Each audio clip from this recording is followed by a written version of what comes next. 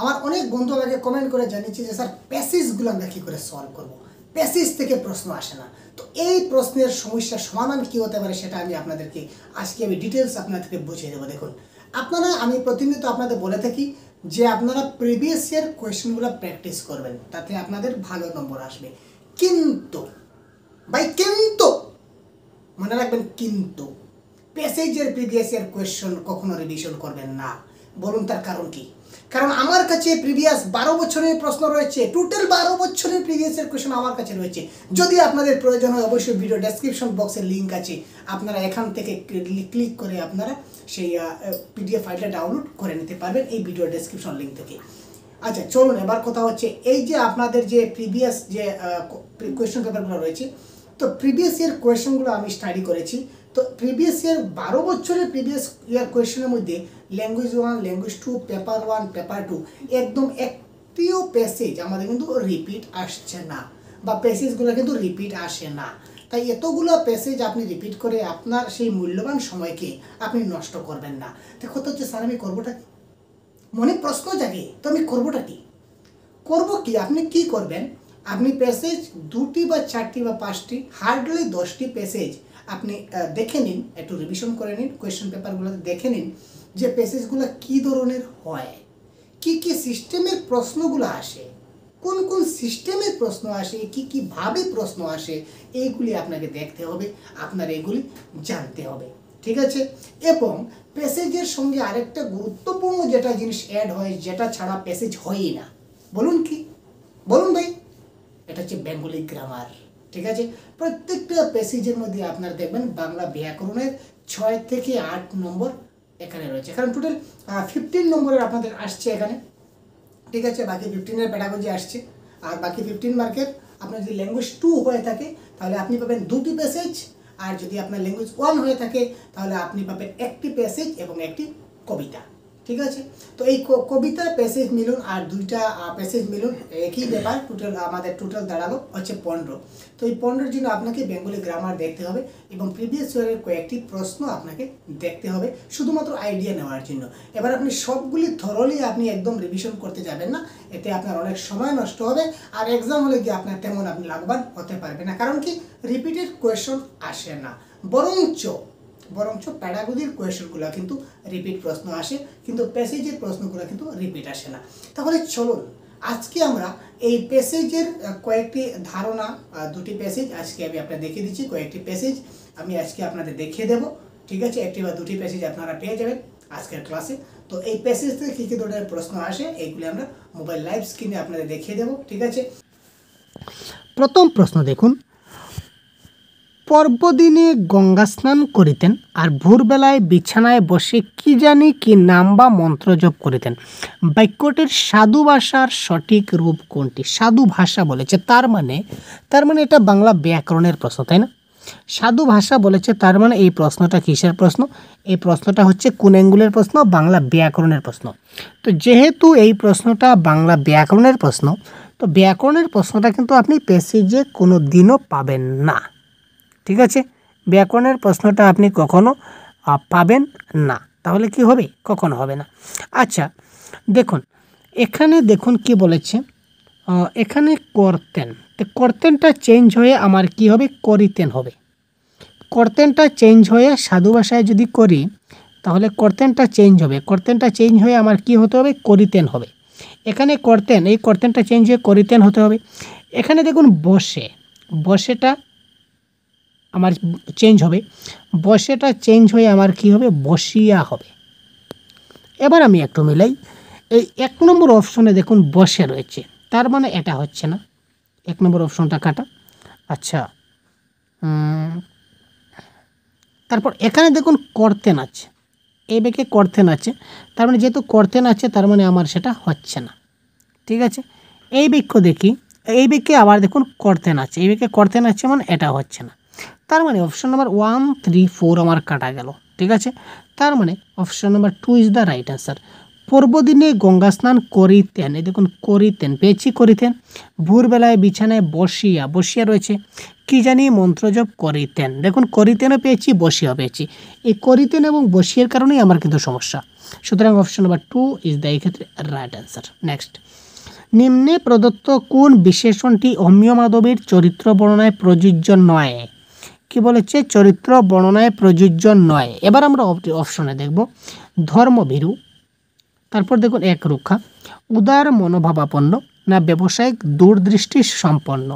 তো এবার দেখুন কোয়েশ্চন নাম্বার 93 কারেক্ট আনসার কী হতে পারে। এই দেখুন, অমিয় মাধব চিরদিনই একরুক্ষা তেজি মানুষ। একরুক্ষা তার স্বভাবে পড়ছে। ধর্মবীরু বলতে যা বোঝায় তেমন মিনিমিনে স্বভাবের নয়, অর্থাৎ তিনি এই দেখুন ধর্মবীরু বলতে যা বোঝায় তিনি তেমন নন, অর্থাৎ তিনি ধর্মবীরু না। তিনি কী ধরনের না? ধর্মবীরু না। আমাদের অপশনেই বলেছে যে তিনি কোন ধরনের নয়, কোন ধরনের পাওয়া যায়নি তাকে, ঠিক আছে, পাওয়া যায়নি। তো ধর্মবিরুতে তাকে পাওয়া যায়নি, তাই না? সুতরাং option number 1 is the right answer. দেখুন কী করে আমি আনসারগুলো বের করছি। তো এইভাবে যদি আপনারা আনসারগুলো বের করুন তাহলে অবশ্যই আপনাদের পরীক্ষায় ভালো একটা নাম্বার পেতে পারবেন। তারপর দেখুন কোন বিবৃতিটি সঠিক। পৈতৃক, এই প্রথমে অপশনগুলো পড়ব। পৈতৃক অর্থ দিয়ে ব্যবসা করে অমিয় মাধব মুনাফা করতে পারেননি। অমিয় মাধব মৃত্যুর দিন পর্যন্ত ব্যবসা চালিয়ে যেতে লাগলেন। পেশা নির্বাচনে ছেলেদের উপর কখনো নিজের মতামত চাপিয়ে দেননি। তিনি ব্যবসায় শ্রীবৃদ্ধির আশায় এলাহাবাদে বসবাস শুরু করলেন। এবার আমরা একটু প্যাসেজে যাই, বক্তব্যটা আমরা একটু দেখি।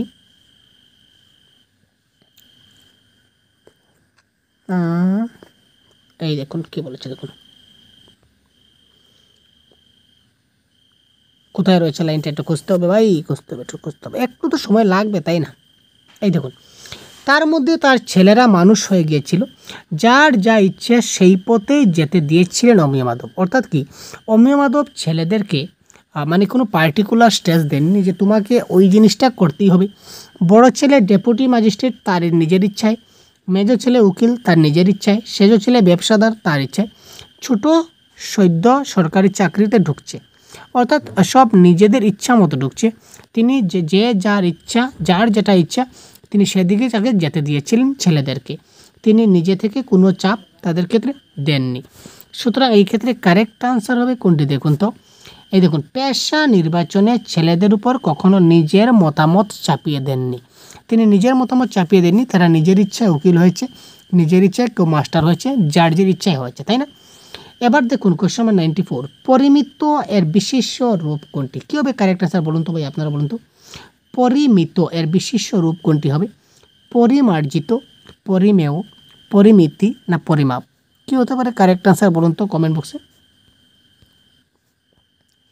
কোয়েশ্চন নাম্বার 94 কারেক্ট আনসার কী হতে পারে? তো 94-এর কারেক্ট আনসার হবে পরিমিতি।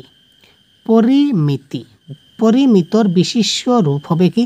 পরিমিতি, ঠিক আছে। নেক্সট, যার যা ইচ্ছা তাকে সেই পথে যেতে দিয়েছিলেন অমিয় মাধব। এই বাক্যটা কোন শ্রেণীর বাক্য? আমি আমার সরল জটিল যৌগিক বাক্যের যে গঠন, এগুলা নিয়ে আমি অনেক কনসেপ্টের ক্লাস দিয়েছি, অনেক সহজভাবে আমি কিন্তু অনেক বুঝিয়ে দেওয়ার চেষ্টা করেছি। অর্থাৎ যে কোনো জন যদি আপনারা ক্লাসটা দেখে থাকেন তাহলে অবশ্যই আপনারা এই প্রশ্নের কারেক্ট আনসার করতে পারবেন। দেখুন, জটিল, সরল, মিশ্র, না যৌগিক? যদি কোনো বাক্যে যখন তখন, যা তা, যেহেতু সেহেতু এই ধরনের শব্দগুলো থাকে তখন সেটা জটিল বাক্য হয়। যেমন এখানে দেখুন, যার যা ইচ্ছা তাকে সেই পথেই যেতে দিয়েছে, তো যা তা রয়েছে, যা তা, ঠিক আছে, যার যা ইচ্ছা তাকে সে যা তা রয়েছে। সুতরাং এই বাক্যটা কী ধরনের বাক্য? জটিল বাক্যের উদাহরণ, ঠিক আছে। আচ্ছা, কোয়েশ্চন নাম্বার 96-এর প্রশ্নটা গুরুত্বপূর্ণ। এই ধরনের প্রশ্ন কিন্তু আমরা একটা পরীক্ষার হলে দেখতে পাই, প্রত্যেকটা কোয়েশ্চন সেটে কিন্তু এই ধরনের প্রশ্ন থাকে। নিম্নে প্রদত্ত বিবৃতিগুলি ঘটনাক্রম অনুযায়ী সাজালে সঠিক ক্রমটি হবে। এখানে 4টা লাইন রয়েছে, আমাদের বলতে হবে এই 4টা লাইনের মধ্যে কোন লাইনটা প্যাসেজের প্রথমে আছে, কোন লাইনটা তারপর রয়েছে, কোন লাইনটা মানে প্যাসেজের সিকোয়েন্স অনুযায়ী এই লাইনগুলো বসাতে হবে। এখানে অ্যাকর্ডিং টু অপশন এইগুলো আমাদের বসবে, ঠিক আছে। তো প্রথমে আমরা এখানে একটা জিনিস দেখব। এখানে দেখুন লাস্টের যেটা আমরা প্রথমে লাস্টেরটা মিলাবো। লাস্টে দেখুন এখানে ঘ ঘ, লাস্টে ঘ ঘ দুটা রয়েছে, এখানে লাস্টে ক ক দুটা রয়েছে। তো আপাতত লাস্টেরগুলো আমরা কেটে নিই, কারণ কি লাস্টের দুটা আমাদের মিলাতে হবে, একটা পেলে কিন্তু হবে না। প্রথমটা একটু দেখি তো। প্রথমটা দেখুন, খ ক ঘ ইয়েস। লাস্ট প্রথমেরটা কিন্তু আমাদের ডিফারেন্স রয়েছে, যদি যেটা ডিফারেন্স থাকবে ওইটা মিলাবেন, তাড়াতাড়ি হবে, সবটা মিলাতে লাগবে না। যদি শেষেরটা এই ধরনের ডিফারেন্স থাকতো তাহলে আমি শেষেরটা মিলাতাম। এবার কিন্তু আমার প্রথমটা ডিফারেন্স রয়েছে, তাই আমি প্রথমেরটাই মিলাবো। তো প্রথমেরটা মিলাবো, কী করে মিলাবো এবার দেখুন। এই 4টা লাইন খুব ভালো মতো পড়ুন। অমিয় মাধব এলাহাবাদে বসে সমস্ত ব্যবসা গুটিয়ে নিলেন। লাইনগুলো মনে রাখুন। অমিয় মাধব এলাহাবাদে বসে সমস্ত ব্যবসা গুটিয়ে নিলেন। অমিয় মাধব মধ্যপ্রদেশের বিভিন্ন শহরে তার ব্যবসা চালাতে লাগলেন। অমিয় মাধব রুড়কিতে ইঞ্জিনিয়ারিং পড়তেন। যৌতুকে পাওয়া টাকা দিয়ে ব্যবসা শুরু করলেন। এই 4টা লাইনের মধ্যে কোন লাইনটা, ঠিক আছে, আমাকে বলতে হবে যে কোন লাইনটা এই প্যাসেজের সবের প্রথমে আছে। এটা যদি আমি বের করতে পারি আমার আনসার হয়ে গেল। তো প্যাসেজের প্রথম থেকে আমি একটু স্টাডি করব। দেখুন, অমিয় মাধবের মৃত্যুতে সমস্ত এলাকার সহজে হইচই পড়ে গেল। স্বাভাবিক মৃত্যু নয়, ইচ্ছা মৃত্যু। এই লাইনগুলো আমি যে লাইনগুলো এইমাত্র পড়লাম, এই পড়ার মধ্যে এই লাইনগুলো কোথায় রয়েছে? পাবলিসিটি, প্রচার, এলাহাবাদে। এই লাইনটা পাননি। কন্ট্যাক্ট, এই দেখুন, তিনি রুড়কিতে ইঞ্জিনিয়ারিং পড়েছিলেন। এই 4টা লাইনের মধ্যে এই যে রুড়কিতে ইঞ্জিনিয়ারিং পড়েছিলেন, এটা আমি কিন্তু সবের প্রথমে পেয়েছি, তার আগে কিন্তু কোনো লাইন পাইনি। এই লাইনটাও কিন্তু আমি প্রথমে পেয়েছি। আমার আনসার হয়ে গেল। কী করে আনসার হয়ে গেল দেখুন, এই দেখুন, অমিয় মাধব রুড়কিতে ইঞ্জিনিয়ারিং পড়েছিলেন, তার মানে অপশন নম্বর গটা প্রথমে হবে। ফার্স্টে কী হচ্ছে? অপশন নম্বর গ হচ্ছে।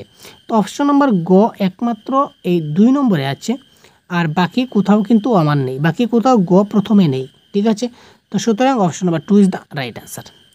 চলুন, পূজা পার্বণ কোন সমাস? পূজা পার্বণ কোন সমাস? কোশ্চেন 97। ব্যাকরণের প্রশ্ন তাড়াতাড়ি কমেন্ট করুন। তৎপুরুষ, বহুব্রীহি, দ্বিগু না দ্বন্দ্ব? কী হবে কারেক্ট আনসার ভাই? পূজা পার্বণ কোন সমাস? তো এটা কারেক্ট আনসার হবে পূজা এবং পার্বণ হচ্ছে দ্বন্দ্ব সমাস।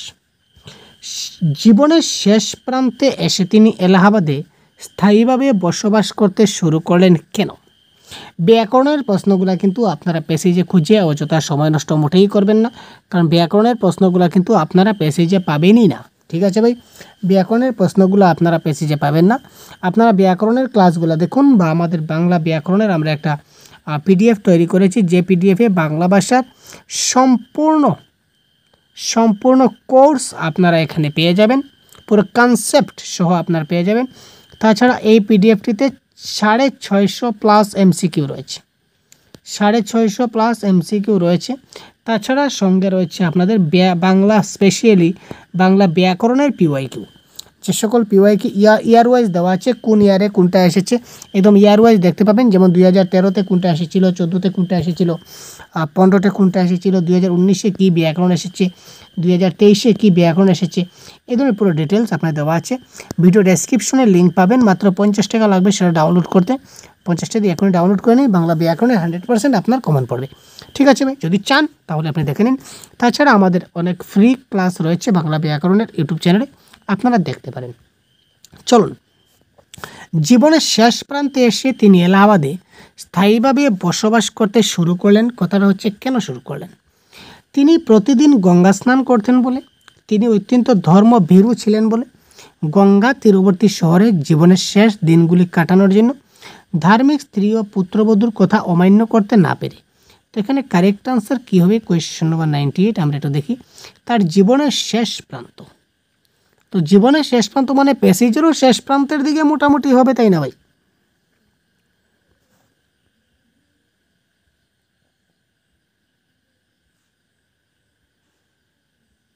আচ্ছা, এই দেখুন, তার জীবনের বেশিরভাগ সময় কেটেছে মধ্য ভারতে। আচ্ছা, জবলপুর, ঝাঁসি, নাগপুর, এর মধ্যে তিনি কাজকর্ম বেশিরভাগ শেষ। ছেলেরাও ছড়িয়ে আছে এদিকে এদিকে। আচ্ছা, অনেক ভেবে তিনি শেষে এলাহাবাদে বাড়ি তৈরি করেছিলেন। জব্বলপুর করবার জন্যই সকলে বলেছিল, কিন্তু তিনি রাজি হননি। বলেছিলেন না, চিরকালের কর্মক্ষেত্রে থাকলে বিশ্রাম হবে না, তাছাড়া ও গঙ্গার দেশে মরতে চাই না, গঙ্গার কাছে থাকবো। আনসার আমরা পেয়ে গেছি। তিনি বললেন যে আমি অগঙ্গার দেশে মরতে চাই না, আমি গঙ্গার কাছে থাকবো। শেষ জীবনে তিনি এলাহাবাদে বাড়ি তৈরি করলেন কেন? তিনি গঙ্গার পাশে থাকতে চাইছেন। সুতরাং এখানে গঙ্গার পাশে থাকতে চাইছেন, that is option number 3। Ganga তীরবর্তী শহরে জীবনের শেষ দিনগুলি কাটানোর জন্য, তাই না? দেখুন প্রশ্নগুলো এইভাবে আমাদের আসবে। দেখুন প্যাসেজের শেষ প্রশ্ন, তারপর আমরা কবিতায় যাব। অমিয় মাধবের ব্যবসা শুরু করার পেছনে প্রধান কারণ কী ছিল? অমিয় মাধব ব্যবসা শুরু করেছিলেন, এই ব্যবসা শুরু করার পিছনে তার মূল কারণ কী ছিল? পিতার মৃত্যুতে তিনি কপর্দক শূন্য হয়ে পড়েছিলেন। নববধূর প্ররোচনায় তিনি পড়াশোনা ছেড়ে দেওয়া স্থির করলেন। পিতার রেখে যাওয়া টাকা থেকে তিনি ইঞ্জিনিয়ারিং কলেজের বেতনের জন্য যথেষ্ট ছিল না। ইঞ্জিনিয়ারিং করে স্বল্প বেতনের সরকারি চাকরি পাওয়া যাবে, কম বেতনের চাকরি পাবেন, তাতে তিনি সন্তুষ্ট ছিলেন না। তো আমরা দেখি এই অপশনের মধ্যে আমরা পেয়েছি যে একটু আমাদের দেখতে হবে তিনি ব্যবসা জয়েন করেছিলেন কিসের জন্য। তো এখানে দেখেছিলাম তিনি ইঞ্জিনিয়ারিং পড়েছিলেন, তো তারপর তিনি বিবাহ করেছেন, তারপর কিছু হবে। পড়াশোনা বেশি দূর এগোয়নি, আচ্ছা। সংসারে বোঝা তার ঘাড়ে চাপলো, আচ্ছা। এই দেখুন, সেকালে রুড়কি থেকে পাশ করলে সরকারি চাকরির অভাব হতো না, কিন্তু এতদিন অপেক্ষা করে এত কম আয়ের কথাটা ভালো লাগেনি অমিয় মাধবের। তাই তিনি পৈতৃক অর্থ সংসারে রেখে যৌতুকের টাকায় ব্যবসায় নেমে পড়েন। অর্থাৎ কি, তিনি এই বেতন কম, এই এত কষ্ট করে এত ইঞ্জিনিয়ারিং পড়েছিলেন, আর এই কম টাকায় কম বেতনে তিনি চাকরি করবেন, তার জন্য তিনি চাকরি করেননি। এই কথাটা তার ভালো লাগেনি। আবার ক্লিয়ার করে দিই, দেখুন, এতদিন অপেক্ষা করে এত কম আয়ের কথাটা তার ভালো লাগেনি অমিয় মাধবের। আর সেকালে রুড়কি থেকে পাশ করলে সরকারি চাকরির অভাব হতো না, তিনি পেয়ে যেতেন, কিন্তু এতদিন অপেক্ষা করে এত কম আয়ের কথাটা তার ভালো লাগেনি, অর্থাৎ তার বেতন কম ছিল, তাই তিনি চাকরি করতে রাজি ছিলেন না। সুতরাং কারেক্ট আনসার কোনটা হবে? দেখুন অপশন নাম্বার 4, ইঞ্জিনিয়ারিং করে স্বল্প বেতনের সরকারি চাকরি তার ভালো লাগেনি। ঠিক আছে ভাই। তারপর দেখুন একটা কবিতা ছিল আমাদের, বাতাস তুই আমার পুণ্যের গাছ ছুঁয়ে আসিস। এই কবিতাটা 100 কোয়েশন। কন্যা রান্না করার খুদ খাওয়ার ব্যাকুলতা, কন্যার স্পর্শ পাওয়ার ব্যাকুলতা, কন্যাকে লাল পেড়ে শাড়ি কিনে দেওয়ার ব্যাকুলতা, নিঃসঙ্গ জীবনে দ্বিতীয় পত্নী আনার ব্যাকুলতা। তো বাতাস তুই আমার পুণ্যের গাছ ছুঁয়ে আসিস, এই লাইনটা কোথায় যাচ্ছে আমরা একটু দেখি। এই দেখুন, বাতাস তুই আমার পুণ্যের গাছ ছুঁয়ে আসিস। তো তার আগে কবিতাটা দেখতে হবে। কবিতাটা কীভাবে দেখুন, টাকার অভাবে বেটিটুর বিহা দিতে পারিনি, উত্তরপ্রদেশের ছোড়া 500 টাকায় কিনে নিয়ে গেল, আজও কোনো খবর পাইনি জানটা যে কি করে, ঘর দূর ফাঁকা ফাঁকা মা লক্ষ্মী আছে কেমন করে, পূজায় একটা কাপড় দিতে পারিনি বলে কত দুঃখ, লাল পেড়ে চেয়েছিল কটা টাকার জন্য ধরে, ছেড়ে দিতে হলো আমার বিদেশি ভিউয়ারে, বাতাস তুই আমার পুণ্যের গাছ ছুঁয়ে আসিস। অর্থাৎ তার মেয়ের প্রতি যে ব্যাকুলতা, মেয়েকে না পাওয়ার যে ব্যাকুলতা, সেটা এখানে প্রকাশ পেয়েছে। সুতরাং কন্যাকে স্পর্শ পাওয়ার ব্যাকুলতা, এটা হবে রাইট আনসার। বাবা কি রানবো চাল বাড়ন্ত, এখানে যে বাড়ন্ত শব্দের অর্থটা কি? 101। মামরা মেয়ে গোবর ছুরি নামিয়ে রেখে হেসলে, আসতিস বাবা কি রাঁধবো চাল বাড়ন্ত, খুদটু যা রাঁধছিস একবারে অমৃত, বুড়া বয়সে ভগবান আমায় এত দুঃখ দিলি। ঠিক আছে, অর্থাৎ বাবা কি রাঁধবো চাল বাড়ন্ত মানে কি, চাল আর নেই, খুদুদ রান্না শেষ হয়ে গেছে, চাল কিন্তু আর নেই, এবার সে কি রাঁধবে। তো এখানে বাড়ন্ত শব্দের অর্থ কি দাঁড়ালো দেখুন তো, এটা দাঁড়ালো কি নিঃশেষিত। কারেক্ট আনসার সেটা কি দাঁড়ালো? এটা দাঁড়ালো নিঃশেষিত। পিতার অসহায়তার যে করুণ চিত্রটি ফুটে উঠেছে, তার কারণ কি? পিতার অসহায়তার যে করুণ চিত্র এখানে ফুটেছে, তার কারণ কি? 102। এটা কারেক্ট আনসার। পত্নীর অসুখে উপযুক্ত চিকিৎসার ব্যবস্থা করতে না পারা, এটা আমরা পাইনি। পত্নী বিয়োগের পর দ্বিতীয় বিবাহ করার পশ্চাত্তাপ, সেটা পাইনি। দীর্ঘদিন মেয়ের হাতে রান্না খেতে না পাওয়ার দুঃখ, সেটা পাইনি। এটা দেখুন, অর্থ অভাবের দরুন বিয়ে দিতে না পারে মেয়েকে দূরদেশে বিক্রি করার যন্ত্রণা, তিনি মেয়েকে দূরদেশে বিক্রি করে দিয়েছিলেন পয়সার অভাবে। এই দেখুন, টাকার অভাবে বেটিটার বিহা দিতে পারেনি, উত্তরপ্রদেশে সুরা 500 টাকায় কিনে নিয়ে গেল। অর্থাৎ তিনি মেয়েকে বিয়ে দিতে পারেননি, 500 টাকায় তিনি মেয়েকে অন্য ছেলেটা কিনে নিয়ে গেল, তার মানে তিনি বিক্রি করে দিলেন। তো এটাই তার মনের কী ছিল, দুঃখ ছিল। এখানে ক্লিয়ারভাবে দিয়েছে অর্থ অভাবের দরুন বিয়ে দিতে না পারা মেয়েকে দূরদেশে বিক্রি করার যন্ত্রণা ইজ দ্য রাইট আনসার। তো হৃদয়খানা রাত্রির আকাশের মতো তোলপাড় করে, উর্দুতে কোন অলঙ্কার প্রয়োগ করা হচ্ছে? 103, এটা ছন্দ অলঙ্কার। আপনারা ছন্দ অলঙ্কারের ক্লাস যদি দেখে না থাকেন অবশ্যই দেখে নেবেন। তো হৃদয়খানা রাত্রির আকাশের মতো তোলপাড় করে উদ্ধৃতিটিতে কোন অলঙ্কার প্রয়োগ করেছে? হৃদয়ের সঙ্গে রাত্রের আকাশের তুলনা করা হয়েছে, তাই না? হৃদয়ের সঙ্গে রাত্রের আকাশের তুলনা করা হয়েছে, অর্থাৎ কি একটার সঙ্গে একটা যখন তুলনা করা হয় তখন সেটা হয় কি উপমা অলঙ্কার। ঠিক আছে। পূজায় একটা কাপড় দিতে পারেনি বলে কত দুঃখ, এটাকে আমরা কথ্য ভাষায় সঠিক ভাষায় লিখব, কথ্য ভাষায়। 104, এটা কথ্য ভাষায় দিলে কি, তাহলে এটা হবে কারেক্ট আনসার। পূজায় একটা কাপড় দিতে পারেনি বলে কত দুঃখ, এটা হবে কারেক্ট আনসার। কবিতাটির মাধ্যমে কি প্রকাশ পেয়েছে? কবিতাটির মাধ্যমে কি প্রকাশ পেয়েছে? পত্নীর মৃত্যুতে পতির মানসিক যন্ত্রণা, কন্যার মৃত্যুতে পিতার মানসিক যন্ত্রণা, কন্যার দূরদেশে বিক্রি হয় পিতার বিয়োগ ব্যথা, দৈন্যদায়ে কন্যা বিক্রি করতে বাধ্য পিতার হাহাকার। 105, এখানে আমরা বারবার দেখছি যে মেয়েটাকে কিন্তু বিয়ে দেওয়া হয়েছে, মেয়েটাকে বিয়ে দেওয়া হয়নি, দুঃখিত, মেয়েটাকে বিয়ে দেওয়া হয়নি।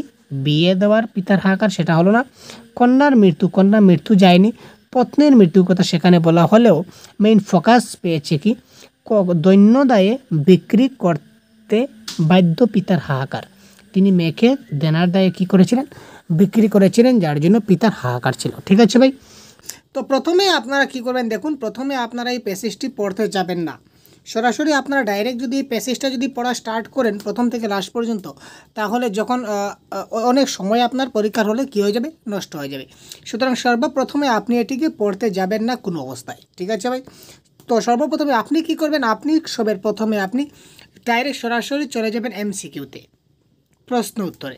তো এবার দেখুন প্রথম প্রশ্ন কি বলেছে, উপরের গদ্যাংশটির ভাষা রীতি কী? সম্পূর্ণ সাধু ভাষা রীতি, সম্পূর্ণ চলিত ভাষা, কথ্য ভাষা রীতি, বর্ণনায় সাধু ভাষা, চরিত্রের মুখে চলিত রীতি। তো এই প্রশ্নের কারেক্ট আনসার আমরা একটু এখানে দেখি। তো এখানে আমরা প্রথম দিকে দেখি, এখানে যদি প্রথম দিকে আপনারা দেখেন তো এখানে দেখতে পাচ্ছেন যে তাই অন্ধকারের মধ্যে তাকে খুঁজিতেছি, সে দেখা দিল, অন্ধকারের মধ্যে সম্পূর্ণ রূপ পরিগ্রহ করিয়া সম্মুখে দাঁড়াইল, কিশোর চন্দ্রনাথ, এইগুলো দেখতে পাচ্ছেন, এগুলো হচ্ছে সাধু ভাষা। তো এগুলো হচ্ছে সাধু ভাষা, কিন্তু লাস্টে দেখুন এখানে একটা অর্থ দেওয়া আছে, তুই তাহলে 3rd ডিভিশনে যাবি। তো এটা হচ্ছে কি চলিত ভাষা। সুতরাং বর্ণনায় ভাষা সাধু এবং চরিত্রের মুখে চলিত রীতি, এটা হবে এই ক্ষেত্রে কি কারেক্ট আনসার। তো তারপর আমরা দেখছি পরবর্তী, দেখুন অন্ধকারের মধ্যে কথক কাকে খুঁজেছেন। তো অন্ধকারের মধ্যে অর্থ আমাদের কথক কাকে খুঁজেছেন, এটা যদি আমরা দেখতে যাই তাহলে এই ক্ষেত্রে আমাদের একটু প্যাসেজে যেতে হবে। প্যাসেজে দেখুন, তো অন্ধকারের মধ্যে কথক কাকে খুঁজতে চেয়েছিলেন। তো প্যাসেজের প্রথম দিকে দেখুন, অতীতের রূপে এই অন্ধকার আলোকিত যে দিবসটি অবস্থান করে তমসা পারাবার ডুবছিল। তো এখানে অন্ধকারের মধ্যে তিনি কাকে খোঁজার কথা বলেছিলেন, এই দেখুন অন্ধকারের মধ্যে সুস্পষ্ট রূপ পরিগ্রহ করিয়া সম্মুখে দাঁড়াইল, কে দাঁড়াইল? কিশোর চন্দ্রনাথ। তার মানে Kishore Chandranath is the right answer. অন্ধকারের মধ্যে কে দাঁড়িয়েছিল? অন্ধকারের মধ্যে কত কাকে খুঁজছিলেন? কিশোর চন্দ্রনাথকে খুঁজছিলেন। অপশন নাম্বার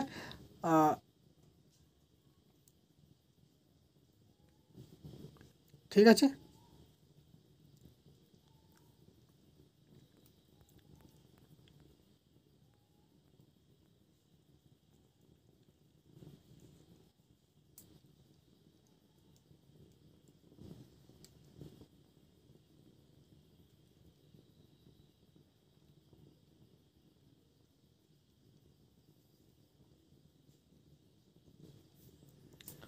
ঠিক আছে, তো তার পরবর্তী প্রশ্ন আমরা দেখছি, চন্দ্রনাথের মুখের কোন অংশ সবার প্রথমে চোখে পড়ে? চন্দ্রনাথের মুখের কোন অংশ সর্বপ্রথমে চোখে পড়ে? সুন্দর চোখ জোড়া, শিরায় চরিত একটা ত্রিশূল চিহ্ন, চওড়া কপাল, না অদ্ভুত মোটা নাক? তো কোয়েশ্চেন নাম্বার 3, এই ক্ষেত্রে কারেক্ট আনসার কী হবে? এখানে দেখুন, তো আপনারা দেখতে পেলেন যে অন্ধকারে দাঁড়াইল কিশোর চন্দ্রনাথ, তাকে তিনি দেখতে পেলেন। তো সর্বপ্রথমে তিনি তার কি দেখতে পেলেন? দেখুন এখানে কি দিয়েছে, প্রথমেই চোখে পড়ে চন্দ্রনাথের অদ্ভুত মুঠা নাক, অর্থাৎ সর্বপ্রথমে তার চোখে কি পড়ো, চন্দ্রনাথের মুঠা নাকটা পড়লো। ঠিক আছে, তো এটাই আমাদের প্রশ্ন দিয়েছিল যে সর্বপ্রথমে তার চোখে কি পড়েছিল। তো সর্বপ্রথমে তার চোখে পড়েছিল কি পড়েছিল, অদ্ভুত মুঠা নাক ইজ দ্য রাইট অ্যান্সার। তো উক্ত গদ্যাংশে কথকের নাম কি, চন্দ্রনাথ, নরু, তারাশঙ্কর, না কোনো নাম উল্লেখ নাই। Question number 4 correct answer. তো এই ক্ষেত্রে আমরা একটু প্যাসেজে গিয়ে দেখব কোথায় রয়েছে। এই দেখুন এখানে রয়েছে, চিন্তাকুল বিমর্ষ নেত্রে আমাকে বলিলেন, আমাকে বলতে কাকে, নরু তুমি একবার জেনে এসো তো চন্দ্রনাথ কি বলে। এবার আমাকে বলেছেন কথক নিজে, আমি নিজে নিজেকে বলেছি যে উনি আমাকে বলেছেন যে দাদা এটা আপনি করুন, তার মানে দাদা বলতে এখানে কথক। তো সুতরাং এই ক্ষেত্রে কারেক্ট অ্যান্সার হবে নরু ইজ দ্য রাইট অ্যান্সার। সুতরাং এখানে অপশন নাম্বার নরু কোথায় রয়েছে দেখুন, অপশন নাম্বার বিতে রয়েছে নরু, সুতরাং Naru is the right answer. Chandranath prize প্রত্যাখ্যান করেন কেন, ঠিক আছে, প্রাইজের মূল্য কম ছিল বলে, প্রাইজ সবার সামনে নিতে তার লজ্জা লাগে, সে কখনো সেকেন্ড হয়নি, সেকেন্ড প্রাইজ সে নেবে না, নরু প্রথম হয়েছিল বলে। তো এই ক্ষেত্রে দেখুন চন্দ্রনাথ প্রাইজ প্রত্যাখ্যান করেছিল কেন। তো প্রাইজ রিলেটেড কথাবার্তা আমাদের কোথায় আছে সেটা আমরা একবার দেখি। এই দেখুন পেয়ে গেছি, প্রাইজ ডিস্ট্রিবিউশনের সময় চন্দ্রনাথ প্রাইজ গ্রহণ করতে চায় না, সে আজ পর্যন্ত কখনো সেকেন্ড হয়নি, তাহার কথা অবহেলা করিতে পারিলাম না, চন্দ্র কাছে কাছেই গেলাম। তার মানে সে সেকেন্ড হয়েছিল, তার জন্য সে প্রাইজ নেয় নাই, কারণ সে আজ পর্যন্ত কখনো সেকেন্ড হয় নাই, তাই সে প্রাইজ নেয় নাই, এক কথায় শেষ। এখানে কি বলেছে দেখুন, এই দেখুন সে কখনো সেকেন্ড হয়নি, সেকেন্ড প্রাইজ সে নেবে না। এটা হচ্ছে correct answer, question number 5 option number C is the right answer.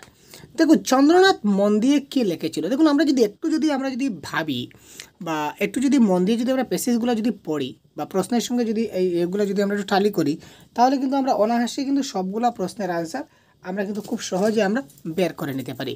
তো চন্দ্রনাথ মন দিয়ে কী পড়েছিল, এখানে দেখুন তো চন্দ্রনাথ মন দিয়ে কী পড়েছিল, কারেক্ট আনসার কী হবে। এই দেখুন আমি নিজেই প্রশ্ন করিয়া বসিলাম কি লিখছিস, লিখিতে লিখিতে চন্দ্রনাথ উত্তর দিল ইউনিভার্সিটি এক্সামের রেজাল্ট তৈরি করছি। তার মানে চন্দ্রনাথ কি করেছিল, ইউনিভার্সিটি এক্সামের রেজাল্ট চেক করেছিল, তাই না। সুতরাং এখানে কারেক্ট অ্যান্সার হবে ইউনিভার্সিটি এক্সামিনেশনের result is the right answer. Chandranath মন দিয়ে কী লিখেছিল, ইউনিভার্সিটির এক্সামিনার রেজাল্ট। তারপরের প্রশ্ন, চন্দ্রনাথের মতে সে যদি 550 বা তার বেশি পায় তবে কে কে ফেল করবে। চন্দ্রনাথের মতে যদি 550-এর বেশি যারা পাবে এক্ষেত্রে কে কে ফেল করবে। তো 550 রিলেটেড টপিক আমাদের কোথায় রয়েছে, 550। এই দেখুন 550 মানে 550। চন্দ্রনাথ বলিতেছিল আমার যদি 550 কি তার বেশি উঠে তাহলে এই স্কুলের রেজাল্ট হবে, মানে দুটো ফেল, অমিয় এবং শ্যামা দুজন ফেল হবে, বাকি সব পাস হবে। তো কোন দুজন ফেল হবে, অমিয় এবং শ্যামা দুজন ফেল হবে, বাকি সব পাস হবে। তো প্রশ্নই কি বলেছে, তাহলে কে কে ফেল করবে বলেছিল, তো ফেল করবে কে কে, শ্যামা এবং অমিয়, ঠিক আছে, শ্যামা এবং অমিয়, তার মানে এ এবং বি উভয়ই কারেক্ট। সুতরাং option number D is the right answer. চন্দ্রনাথের মতে সে যদি 525-এর কম পায় তবে বাকিদের ফলাফল কি হবে, ঠিক আছে।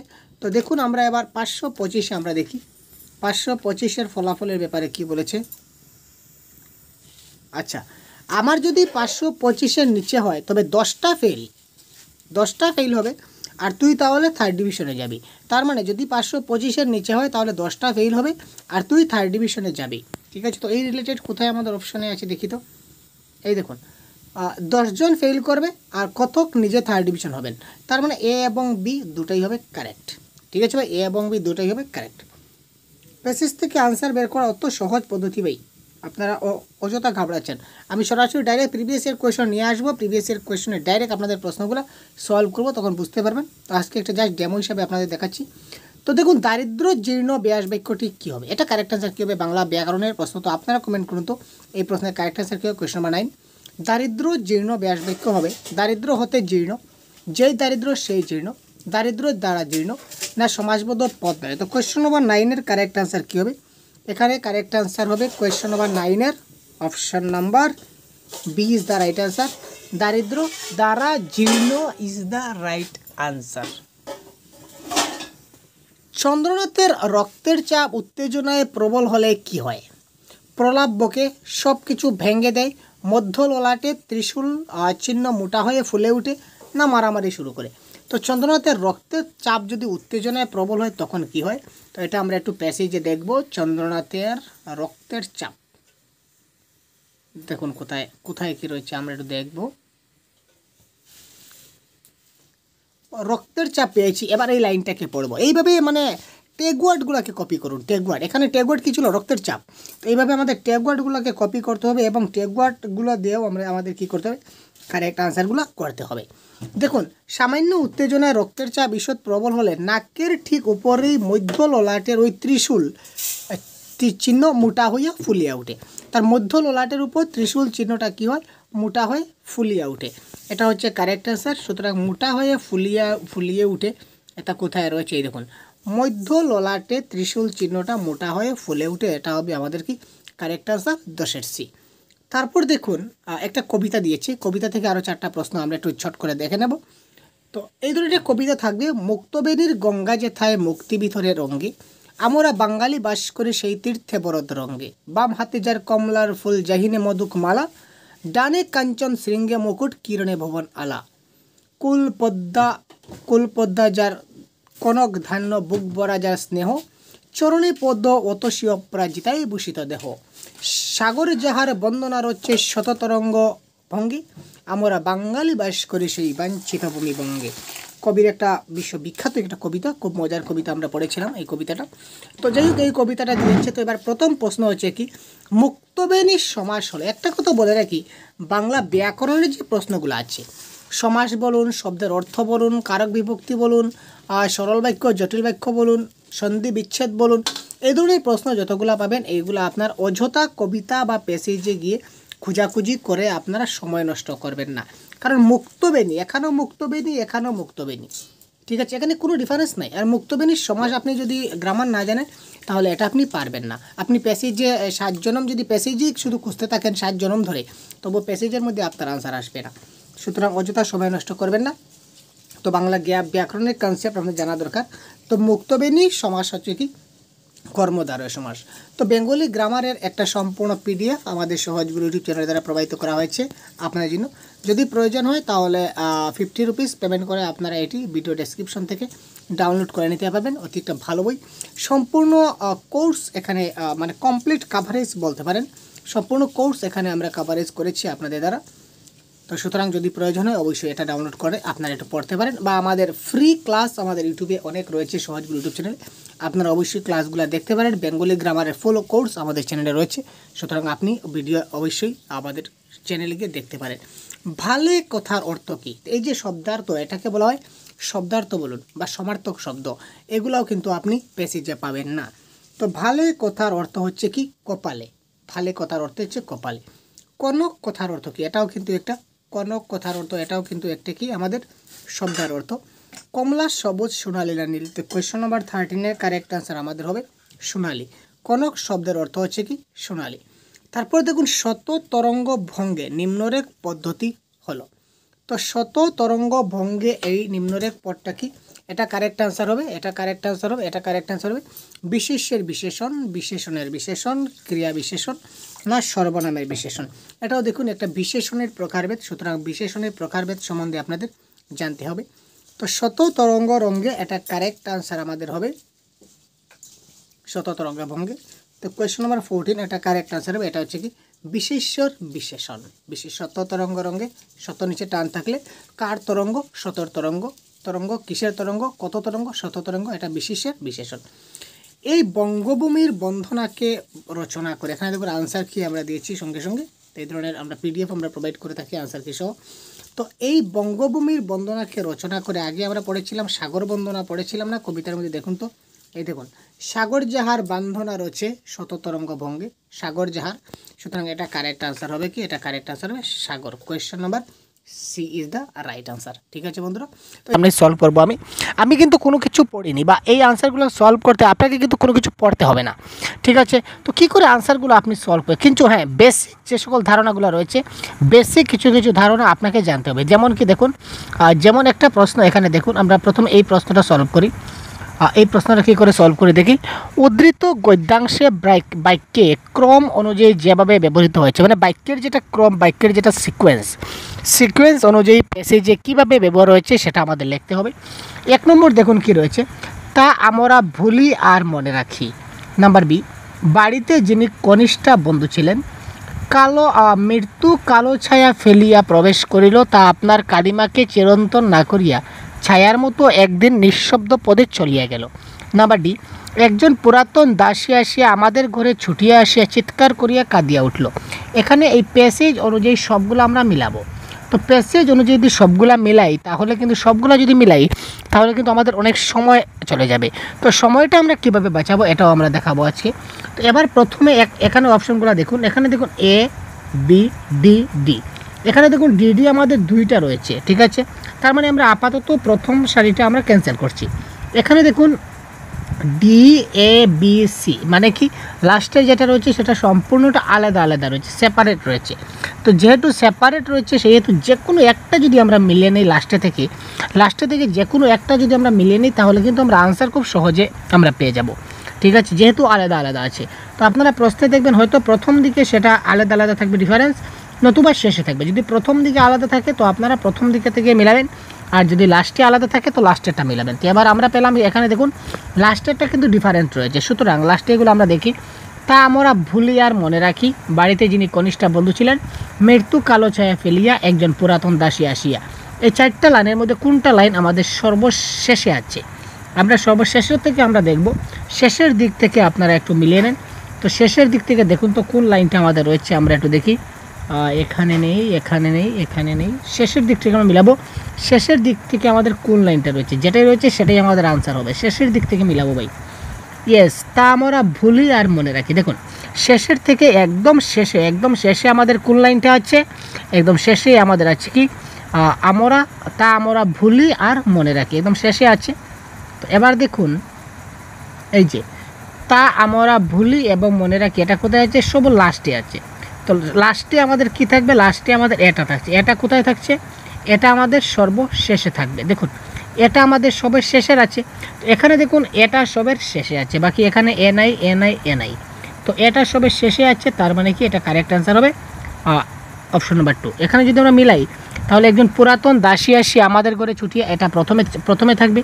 তারপরে আমাদের বি থাকবে বাড়িতে কনিষ্ঠা বন্ধু, তারপরে সি থাকবে, তারপর এই লাইনটা লাস্টে থাকবে। সবগুলো মিলাবার আমার কোনো প্রয়োজনই নেই, আপনি শুধু লাস্টের লাইনটা মিলাবো এবং আনসার করবো। দেখুন 1 মার্ক বিনা পয়সায় পেয়ে গেলেন উইদাউট স্টাডি। তারপর 2 মার্ক, 2 নম্বর যেটা প্রশ্ন বলেছে, 3 নম্বর প্রশ্ন, এতদিন পর্যন্ত যে ঘরে আমরা ড্যাশ সে ঘরেই আমরা শয্যায় মা শুইতেন।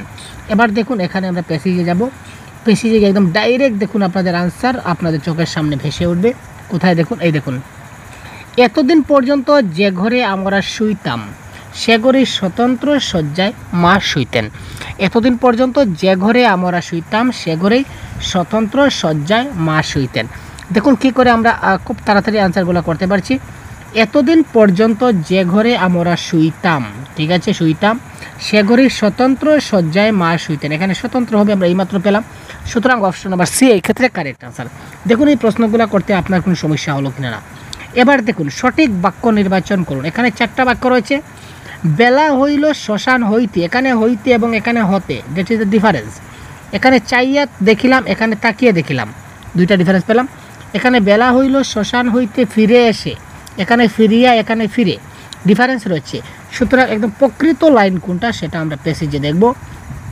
প্যাসেজে দেখে প্রকৃত লাইন যেটা হবে সেটা আমরা মিলাম। এই দেখুন এখানে রয়েছে, কোথায় রয়েছে দেখে, এই দেখুন, বেলা হইল শ্মশান হইতে ফিরিয়া আসিলাম, শ্মশান হইতে ফিরিয়া আসিলাম, গলির মুড়ে আসিয়া তেতলায় পিতার ঘরের দিকে চাহিয়া দেখিলাম। ঠিক আছে, বেলা হইল শ্মশান হইতে ফিরিয়া আসিলাম, গলির মুড়ে আসিয়া তেতলায় পিতার ঘরের দিকে চাহিয়া দেখিলাম। ঠিক আছে, এই একদম অ্যাকুরেট বাক্যটা, সেম টু সেম বাক্যটা আমাদের কত নম্বরে আছে? এই দেখুন এটা কারেক্ট অ্যান্সার কী হবে দেখুন তো। এখানে দেখুন, এখানে তেতলার, ঠিক আছে, এখানে তেতালার, সেটা হলো না। এখানে দেখুন গলির মোড়ে বসে, এখানে আসিয়া হচ্ছে, এখানে বসে, সেটা বসে হবে না, এসে হচ্ছে না, তারপর বসে হচ্ছে না। সুতরাং option number A is the right answer. A same to same এটা আমাদের অপশনে, আমাদের প্যাসেজে ছিল।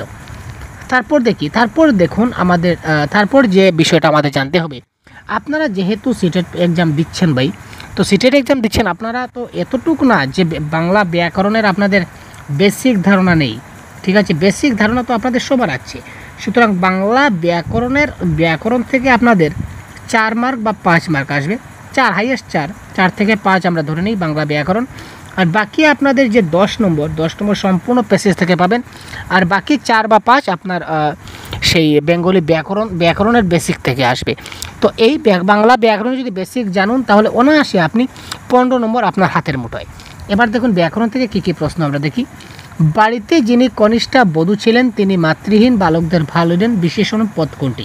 আমরা সবাই জানি বিশেষণ পদ মানে কি, যে পদটা থাকবে এখানে কারো ছোটো বড় দোষ গুণ ইত্যাদি বোঝাবে। তো এখানে বধূ হচ্ছে কি আমাদের বিশেষ্য পদ, বিশেষ্য পদ হচ্ছে নাউন, বিশেষ্য পদ হচ্ছে আমাদের কি বধূ। তো বধূটা কীরকম বধূ? কনিষ্ঠা বধূ বা ছোটো বধূ। বধূটা কীরকম বধূ? কনিষ্ঠা বধূ। সুতরাং কনিষ্ঠা ইজ দ্য বিশেষণ, ঠিক আছে ভাই। তারপর দেখুন এখানে একটা প্রত্যয়ের প্রশ্ন আসছে, এখানে দেখুন কারেক্ট আনসার কোনটি ঠিক? নিয়নযুক্তা নিয়ন্তা, বৃংযুগ হিত বৃংহিত, উদ্যোগ নয়ন উন্নয়ন, তজ্যুগ তত্ত্ব। এখানে কারেক্ট আনসার হবে কি আমাদের বৃংযুগ হিত বৃংহিত, বাংলা ব্যাকরণের বেসিক প্রশ্ন। এবার দেখুন নিচের প্রদত্ত মন্তব্য এবং তার সমর্থনের যুক্তির বিচারে শুদ্ধ অশুদ্ধের বিচার করতে হবে। ব্যাকরণে পুরুষ আছে, ব্যাকরণের পুরুষ বলতে এখানে বলেছে ব্যাকরণে যে পুরুষ কথার সঙ্গে স্ত্রী পুরুষ লিঙ্গবোধের কোনো সম্পর্ক না। ইয়েস, ব্যাকরণের পুরুষ বলতে উত্তম পুরুষ, মধ্যম পুরুষ, প্রথম পুরুষ এইভাবে রয়েছে। ব্যাকরণের পুরুষ বলতে বাক্যের আধার অনুযায়ী, ক্রিয়ার আশ্রয় অনুযায়ী প্রথম পুরুষ, মধ্যম পুরুষ, উত্তম পুরুষ এই ধরনের ব্যবহার হয়। তো যার সঙ্গে স্ত্রী পুরুষ লিঙ্গের কোনো সম্পর্ক নাই, পুল্লিঙ্গ স্ত্রীলিঙ্গের সঙ্গে এই পুরুষের কোনো সম্পর্ক নাই, এটা একদম 100% সত্য। তার যুক্তি কি, তার কারণ কি দেখুন, ব্যাকরণে পুরুষ হলো ক্রিয়ার আশ্রয়। ইয়েস, ক্রিয়ার আশ্রয় হিসাবে ব্যাকরণে পুরুষ ব্যবহার করা হয়। তো এক্ষেত্রে মন্তব্য এবং যুক্তি দুটাই শুদ্ধ, option number A is the right answer. দেখলেন কত সহজে পেলাম। তারপর দেখুন 1 নম্বর প্রশ্ন আমরা যেটা ছেড়েছিলাম, কেন ছেড়েছিলাম, কারণ এটাই কিন্তু একটা ব্যাকরণের প্রশ্ন। এই প্রশ্নটা কিন্তু আপনি প্যাসেজে সচরাচর পাবেন না। উদ্দীপ্ত গদ্যাংশটে অনত্যস্ফুট কথাটির অর্থ কী? তো এটা কারেক্ট অ্যান্সার কি আপনারা দেখি তো কমেন্ট বক্সে কার কার শুদ্ধ হবে। আমি বলার আগে আপনারা বলুন তো। ফুটেনি এমন, সম্পূর্ণ ফুটেনি এমন, সম্পূর্ণ ফুটেছে এমন, তো ফুটে গিয়ে ঝরে পড়েছে এমন, ঠিক আছে। তো উদ্দীপ্ত গদ্যাংশে এটা অনত্যস্ফুট শব্দের ওটার অর্থ কী, এটা আপনারা কমেন্ট বক্সে বলুন তাড়াতাড়ি ভাই। তো এটা কারেক্ট আনসার কী হবে? এটা কারেক্ট আনসার হবে সম্পূর্ণ ফুটেনি এমন, অর্থাৎ option number B is the right answer. সম্পূর্ণ ফুটেনি এমন ইজ দ্য রাইট আনসার। এটা বাংলা ব্যাকরণের প্রশ্ন। তারপর দেখুন নিচের কোনটি আকাশের সমার্থক শব্দ নয়? দেখুন সমার্থক শব্দ থেকে আমাদের প্রশ্ন আসছে, আমরা ডাইরেক্ট প্রিভিয়াস ইয়ার কোয়েশ্চন আমরা নিয়েছি। ত্রিদীপ, রত্নাবতী, সুরবর্ত না সুরপথ? তো আকাশের সমার্থক শব্দ নয় কোনটি বলেছে? তো আকাশের সমার্থক শব্দ নয়। তো ত্রিদীপ, সুরবর্ত এবং সুরপথ এইগুলো হচ্ছে আকাশের সমার্থক শব্দ। রত্নাবতী আকাশের সমার্থক শব্দ নয়, সুতরাং Ratnavati is the right answer. তারপর দেখুন নিচের কোনটা সমুদ্রের সমার্থক শব্দ বলেছে? সমুদ্রের সমার্থক শব্দ কোনটা হবে কারেক্ট আনসার আপনারা ভাবুন তো। সমুদ্রের সমার্থক শব্দ কোনটি? ইরাবান, পাটক, সমুদ্রাবাসন নাকি কোলাবুত? তো এক্ষেত্রে কারেক্ট আনসার হবে ইরাবান ইজ দ্য রাইট আনসার। সমুদ্রের সমার্থক শব্দ হচ্ছে ইরাবান, ঠিক আছে। তো এই প্রশ্নের কারেক্ট আনসার সন্ধিবিচ্ছেদ আমরা অনেক প্রিভিয়াস ইয়ার কোয়েশনে আমরা এই প্রশ্নটা সলভ করে দিয়েছি আপনাদের জন্য। ইম্পর্টেন্ট যতগুলো ক্লাস আছে বা প্রিভিয়াস ইয়ার কোয়েশনের ক্লাসগুলোতে আমরা এই প্রশ্নটা বারবার ডিসকাস করছি এবং আজকেও এই প্রশ্ন আমরা নিয়ে এসেছি, এই প্রশ্নটা নিয়ে এসেছি আপনাদের জন্য। তো আপনারা কেমন করে আপনাদের প্রিপারেশন নিচ্ছেন এটা কিন্তু এখান থেকে বোঝা যাবে, আপনি নিজে থেকে বুঝতে পারবেন। তো এই প্রশ্নের কারেক্ট আনসার কী হবে সেটা আপনারা কমেন্ট বক্সে জানিয়ে দিন। এ বি সি ডি কোনটা হবে কারেক্ট আনসার, ঠিক আছে। এ বি সি ডি কোনটা হবে কারেক্ট আনসার আপনারা অবশ্যই কমেন্ট বক্সে জানিয়ে দিন, ঠিক আছে। এবং এই ক্লাসের পিডিএফ, ঠিক আছে ভাই, এই ক্লাসের সম্পূর্ণ পিডিএফ আনসার কি সহ সম্পূর্ণ পিডিএফ আমরা আমাদের যে অফিসিয়াল গ্রুপ যেটা রয়েছে সহজগুরু অফিসিয়াল গ্রুপে আমরা দিয়ে দেবো। আপনারা এখান থেকে এই এটা ডাউনলোড করে দিতে। যারা অফিসিয়াল গ্রুপে জয়েন হয়ে আছেন, পেইড ভার্সন গ্রুপে, এই গ্রুপে আপনারা অবশ্যই পিডিএফটা পেয়ে যাবেন। ঠিক আছে, তো খুব তাড়াতাড়ি এই ধরনের ক্লাসটা কেমন লাগলো দেখুন। উইদাউট স্টাডি আমরা যে বলেছিলাম, আর সত্যি উইদাউট স্টাডি, কারণ কি, কারণ শুধুমাত্র বেঙ্গলি ব্যাকরণের কিছুটা আপনাকে জানতে হবে বেসিক, আদারওয়াইজ আপনাকে কিন্তু কোনো কিছু পড়তে হচ্ছে না, ডাইরেক্ট পেসেজ থেকে আপনি আনসারগুলো করতে পারছেন। ঠিক আছে, তো কেমন, যদি আপনারা আমার সঙ্গে সঙ্গে সলভ করেন তাহলে আর পেসেজ থেকে আপনাদের আর কোনো টেনশন করতে হবে না। পেসেজ থেকে আপনাদের একটা সম্যক ধারণা পেয়ে যাবেন যে পেসেজ থেকে কী কী ধরনের প্রশ্ন আপনাদের পরীক্ষায় আসে। তো চলুন প্রথমেই আমরা চলে যাই প্রথম প্রশ্নে। দেখুন প্রথম প্রশ্ন আমাদের কি বলেছে। একটা ট্রিক হচ্ছে কি, প্যাসেজে প্রথমেই আমরা প্যাসেজটা পড়বো না, আমরা কি করব, আপনারা যারা এতদিন আমার সঙ্গে রয়েছেন আপনারা জানেন, প্রথমে আমরা প্যাসেজটাকে সলভ করব না, প্রথমে আমরা কি করব, এই যে রয়েছে প্যাসেজের যে প্রথম প্রশ্নটা আমরা প্রথমে দেখব এবং প্রশ্নের কিওয়ার্ডটা দেখব। আলোচ্য গদ্যে মোট কয়টি বাদ্যযন্ত্রের নাম উল্লেখ করা হয়েছে, অর্থাৎ এই যে গদ্য রয়েছে ওই গদ্যটিতে মোট কতটি বাদ্যযন্ত্রের নাম উল্লেখ আছে। তো প্রথমে বলে রাখি ভাই, ক্লাসটা আমি মানে একটু কি করব, ধীর গতির করব, আপনাদেরকে বুঝিয়ে দেওয়ার চেষ্টা করব প্রত্যেকটা জিনিস। ক্লাসটা একদম মানে একটু লেংদি ক্লাস হবে, একটু দীর্ঘ ক্লাস হবে, সুতরাং যাতে একটি ক্লাসের মাধ্যমেই আপনারা যাতে অনেক কিছু জিনিস আপনারা বুঝতে পারেন এই প্রচেষ্টা রাখবো। শুধুমাত্র তাড়াহুড়া করে 1 নম্বর প্রশ্নের আনসার 2, তারপর 2 নম্বর প্রশ্নের আনসার 4, 3 নম্বর প্রশ্নের আনসার 2, 97 নম্বর প্রশ্নের আনসার 1, এই ধরনের দেখুন ভাই সবাই বলতে পারে। ঠিক আছে, সবাই বলতে পারে, কিন্তু এই 1 নম্বর প্রশ্নের আনসার যে 2 সেটা কেন হলো, এটা যদি আপনি না বুঝেন, 1 নম্বর প্রশ্নের আনসার 2 সেটা হলো, কিন্তু কেন হলো সেটা যদি আপনি না বুঝেন, তাহলে পরীক্ষায় গিয়ে আপনার কোনো ফায়দা হবে না। আলটিমেটলি আপনাকে বুঝতে হবে যে এই প্রশ্নের আনসারটা কেন হলো, তাই না? বলুন সেটা ঠিক কেন না ভাই, এবং এটা 4 নম্বর হলো না সেটা কেন হলো না। এই ধরনের ট্রিক, এই ধরনের টিপস যখনই আপনি পাবেন বা বুঝতে পারবেন, তখন আপনি পরীক্ষায় গিয়ে একটা ভালো নম্বর পাবেন, যাতে করে আপনার কনসেপ্ট বিল্ড ডেভেলপড হবে। আমরা প্রশ্নগুলো সমস্যার সমাধান করব, প্রিভিয়াস ইয়ার কোয়েশ্চেন সলভ করব, কিন্তু তার সঙ্গে সঙ্গে আমরা যে বেসিক যে কনসেপ্ট আছে, রিলেটেড টপিকগুলো আমরা কিছুটা হলেও আলোচনা করতে করতে যাব, যাতে করে আপনাদের আইডিয়াটা বা আন্ডারস্ট্যান্ডিংটা আরও ভালো হয়, তাই না?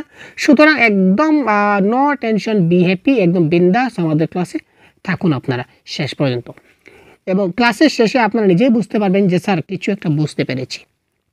দেখুন কি বলেছে, এই গদ্যটিতে মোট কতটি বাদ্যযন্ত্রের নাম উল্লেখ করা হয়েছে। তাহলে আমরা পেসেজে কয়েকটা বাদ্যযন্ত্র আমরা একটু খুঁজে নেই, কত কী কী বাদ্যযন্ত্র রয়েছে আমরা একটু দেখি।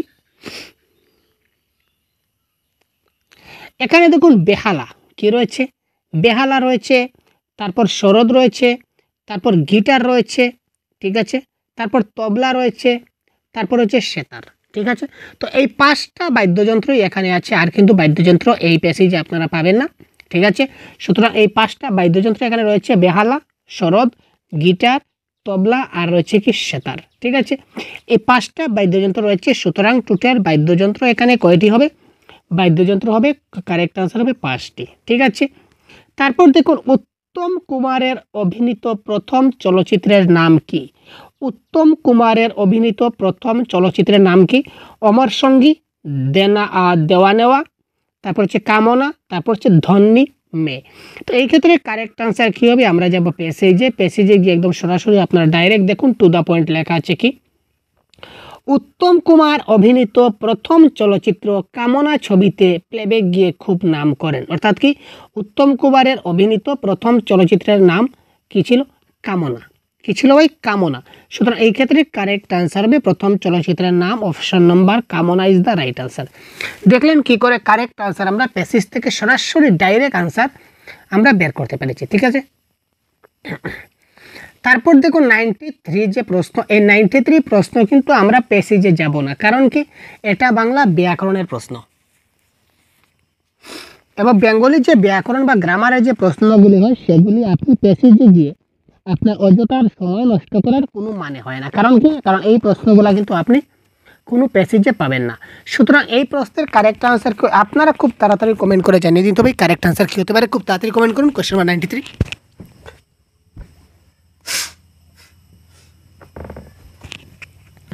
সিদ্ধেশ্বর শব্দের সঠিক সন্ধি বিচ্ছেদ কোনটি হবে? এই ক্ষেত্রে আপনারা লিখছেন কারেক্ট আনসার। এই ক্ষেত্রে আপনারা যারা কারেক্ট আনসার অপশন নাম্বার 2 দিচ্ছেন যথেষ্ট ধন্যবাদ ভাই আপনাদের, সবার আনসার কারেক্ট। ঠিক আছে, সুতরাং সিদ্ধেশ্বর শব্দের কারেক্ট আনসার সিদ্ধ যোগ ঈশ্বর, বানানগুলো দেখবেন একটু ভালো করে। এবং এই সঙ্গে বিচ্ছেদ থেকে কিন্তু প্রত্যেকবার কিন্তু পরীক্ষার প্রশ্ন আসে। তারপর 92 প্রশ্ন এখানে বলেছে এই যে রেখাঙ্কিত শব্দ মানে আমাদের, যে আমাদের যেটা শব্দ রয়েছে ফলে ওই অঞ্চলে আমাদের বাড়ি গ্রামের বাড়ি বলেই বিখ্যাত ছিল। এখন আমাদের শব্দটা একটা সর্বনাম পদ। এবার বলেছে এটা কি ধরনের সর্বনাম, সাফল্যবাচক, ব্যক্তিবাচক, নাকি সংগতিবাচক, নাকি অনিশ্চ সূচক সর্বনাম। এই ক্ষেত্রে কোয়েশ্চন নাম্বার 94 এর কারেক্ট আনসার কি? এটা হচ্ছে কি ব্যক্তিবাচক বা পুরুষবাচক সর্বনাম। তো এটা কি করে ব্যক্তিবাচক হলো, কি করে পুরুষবাচক হলো, আমরা গ্রামারের যে কনসেপ্টের কাজ দিয়েছি এখানে আমি ডিটেলসে আলোচনা করে দেবো। দেখুন, সগীর খাঁ সাহেবের পিতার নাম কি ছিল? এবার আমরা যাবো প্যাসেজে। সগীর খাঁ সাহেবের পিতার নাম কি ছিল? আমরা এবার প্যাসেজে একটু জাস্ট একটু হাইলাইট একটু আমরা দেখবো প্যাসেজে কোথায় রয়েছে। সগীর খাঁ সাহেবের পিতার নাম, দেখুন তো আপনারা কোথায় পাচ্ছেন। সগীর খাঁ সাহেবের কোথায় রয়েছে একটু প্যাসেজে একটু আমরা চোখ বলেন। এই দেখুন, এই দেখুন সগীর পুত্র সগীর খাঁ সাহেব, তার মানে বাবাকে, বাবা ছিলেন রামপুরের উস্তাদ মোহাম্মদ উজির খান সাহেবের পুত্র। তার মানে সগীর খাঁ সাহেবের বাবার নাম কি ছিল? উস্তাদ মোহাম্মদ উজির খান সাহেব। তো উস্তাদ মোহাম্মদ উজির খান সাহেব ইজ দ্য রাইট আনসার এই প্রশ্নের। তো এই প্রশ্নের কারেক্ট আনসার মোহাম্মদ উস্তাদ উজির খান সাহেব, option number 2 is the right answer. দেখলেন কত সহজে আমরা কি করতে পারি, প্রশ্নের উত্তরগুলো বের করতে পারি। তারপর দেখুন, নিম্নলিখিত বিকল্পগুলির মধ্যে কোন বিকল্পের প্রতিটা নাম আলোচ্য গদ্যে আছে? দিব্যেন্দু সুন্দর, শুভ সুন্দর, সৌমেন্দ্র সুন্দর। অর্থাৎ এখানে যে তিনটা নাম আছে এই তিনটা নামের কোন তিনটা নাম একদম কারেক্টলি আমাদের পেসেজে আছে? 96 প্রশ্ন আমরা দেখি। এখানে দেখুন, দিব্যেন্দু সুন্দর, শুভেন্দু সুন্দর, সৌমেন্দু সুন্দর। ঠিক আছে, এখানে দেখুন এটা কারেক্ট আনসার আমাদের কি হবে? কোয়েশ্চেন নাম্বার 96, এটা কারেক্ট আনসার অপশন নাম্বার 4। এবার অপশন নাম্বার দিয়ে দেখুন, এখানে দিয়েছে দিব্যেন্দু, এখানে দিব্য, সুতরাং এটা হবে না। এখানেও দিব্য, সেটা হবে না। আমাদের ছিল শুভেন্দু, কিন্তু এখানে দিয়েছে শুভ সুন্দর, সুতরাং এটা হচ্ছে না। সুতরাং option number 4 is the right answer. পণ্ডিত রবিশঙ্করজি সেতার জুয়ারি করাতে মাইহার থেকে কোথায় আসতেন? পণ্ডিত রবিশঙ্করজি সেতার জুয়ারি করতে মাইহার থেকে কোথায় আসতেন? এটা আমরা পেসেজে যাই। এই দেখুন পেয়ে গেছে তাড়াতাড়ি। পণ্ডিত রবিশঙ্করজি যখন মাইহার থেকে কলকাতায় আসতেন সেতারি জুয়ার করাতে, তিনি মাইহার থেকে কোথায় আসতেন? কলকাতায় আসতেন। তো আমাদের অপশনে আমরা দেখব কলকাতা আছে কিনা না। ইয়েস, কলকাতা রয়েছে। সুতরাং 97 এর কারেক্ট অ্যান্সার হচ্ছে অপশন নাম্বার 3 কলকাতা। ঠিক আছে, প্রশ্ন নাম্বার 98 আমরা দেখব কি? সঠিক বাক্য নির্বাচন করুন। এখানে দেখুন বাক্য চারটা দেখলে মনে হবে বাক্য চারটেই কিন্তু সমান, কিন্তু বাক্যের মধ্যে কিন্তু কিছুটা সমস্যা রয়েছে। কি কি সমস্যা দেখুন। আমাদের বাড়ির দোতলায় যে বড় হল ঘর ছিল তাতে হেন শিল্পী নেই যারা সঙ্গীত পরিবেশন করেনি। এখানে দেখুন বড় আছে, এখানে দেখুন বড় নাই। ঠিক আছে, এখানে দেখুন দুতলায়, এখানে রয়েছে তেতলায়। ঠিক আছে, এখানে দুতলায় বানানটা দেখুন, এখানে দুতলায় বানানটা দেখুন। এখানে বড় হলঘর, এখানে কিন্তু বড় হলঘর নাই। ঠিক আছে, বড় নাই। তো এই একদম সঠিক বাক্য কোনটা হবে সেটা আমরা প্যাসেজে গিয়ে একবার পড়ব। প্যাসেজে গিয়ে বাক্যটা কোথায় আছে আমাদের একবার কি করতে হবে, একটু দেখতে হবে এবং একটু খুঁজতে হবে কোথায় রয়েছে এই বাক্যটা, আমাদের একটু দেখতে হবে। এখানে আছে কিনা না, এই প্যাসেজে নাই, এই বাক্য আমাদের এই পেজে আমরা একটু দেখি। একটু খুঁজতে হবে, না খুঁজতে খুব তাড়াতাড়ি খুঁজবো। এই দেখুন পেয়ে গেছি। আমাদের বাড়ির দোতলায়, দোতলায় বানানটা দেখবেন দোতলায় যে বড় হলঘর ছিল তাতে হেন শিল্পী নাই যারা সঙ্গীত পরিবেশন করেনি। অর্থাৎ এখানে বড় এবং দোতলায়, এটা হচ্ছে আমাদের কিওয়ার্ড। তো বড় এবং দোতলায়, এখানে দেখুন একমাত্র অপশন নাম্বার এতে, আরে ভাই রুক যাও, অপশন নাম্বার 1 এর মধ্যে বড় এবং দোতলায় আছে। এখানে দেখুন বড় নাই, এখানেও বড় নাই, এখানেও বড় নাই। সুতরাং ultimately option number 1 is the right answer of this question. ঠিক আছে, একদম বাক্যগুলো সবগুলো কিন্তু প্রায় সিমিলার দেখবেন, কিন্তু একদম এই ছোট ছোট বস্তুগুলো কিন্তু আপনাকে ভালো করে দেখতে হবে। ভারতে গ্লাস এচিং চর্চা প্রথম কে শুরু করেছিলেন? ভারতে গ্লাস এচিং চর্চা কে প্রথম শুরু করেছিলেন? আমরা পেসিজে যাই। এই দেখুন, যিনি গ্লাস এচিং চর্চা করেছিলেন, কে করেছিলেন? মায়ের ঠাকুরদা, তার নাম ছিল বিহারীলাল বন্দ্যোপাধ্যায়। তিনি ছিলেন চিত্রশিল্পী এবং তিনি প্রথম ভারতীয় যিনি গ্লাস এচিং চর্চা করেছিলেন, অর্থাৎ কারেক্ট আনসার কি হচ্ছে Biharilal Bandyopadhyay is the right answer. তো বিহারীলাল বন্দ্যোপাধ্যায় আমাদের অপশন কোথায় রয়েছে?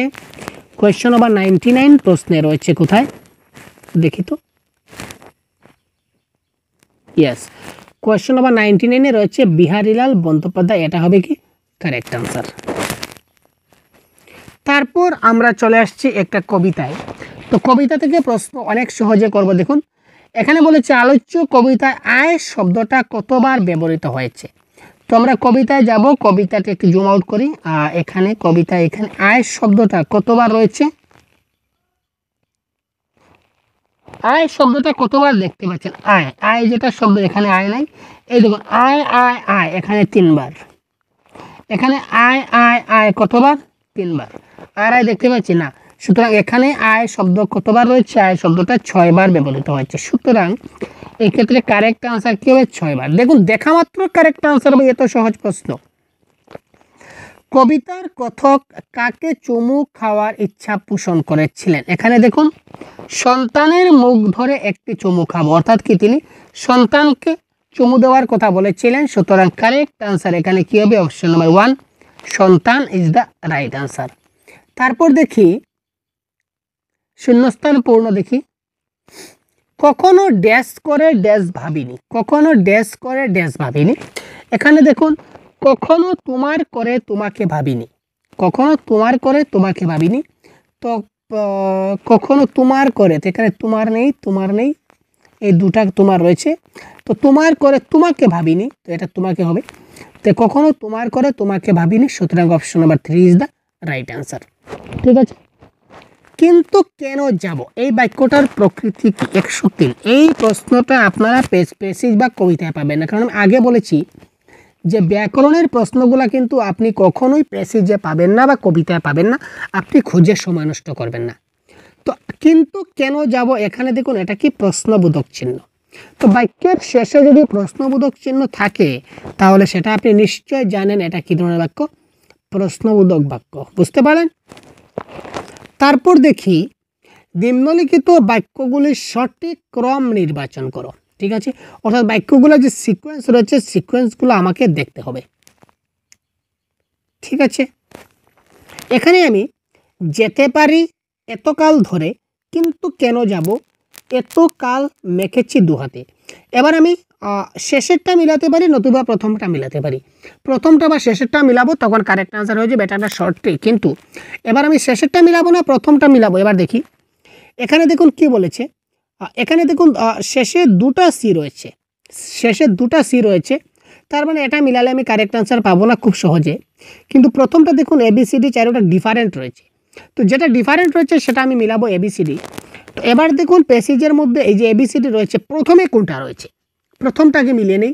যেতে পারি এতকাল ধরে, কিন্তু কেন যাব, এত কালো মেখেছি দু হাতে। তো এই 4টা লাইনের মধ্যে কোনটা লাইন আমার সর্বপ্রথমে আছে? ভাবছি ঘুরে দাঁড়ানোই ভালো, এতকাল মেখেছি দু হাতে, এতকাল ধরে। তো এর মধ্যে আছে নাকি এতকাল ধরে? এতকাল মেখেছি দু হাতে, ইয়েস, এতকাল মেখেছি দু হাতেটা সবের প্রথমে আছে, তাই না? এতকাল মেখেছি দু হাতে, এটা দেখুন সবের প্রথমে রয়েছে। ঠিক আছে, এত কালো মেখেছি দু হাতে। তো এত কালো মেখেছি দু হাতে মানে অপশন নাম্বার ডিটা আমার সবের প্রথমে রয়েছে, অপশন নাম্বার ডিটা আমার সবের প্রথমে রয়েছে।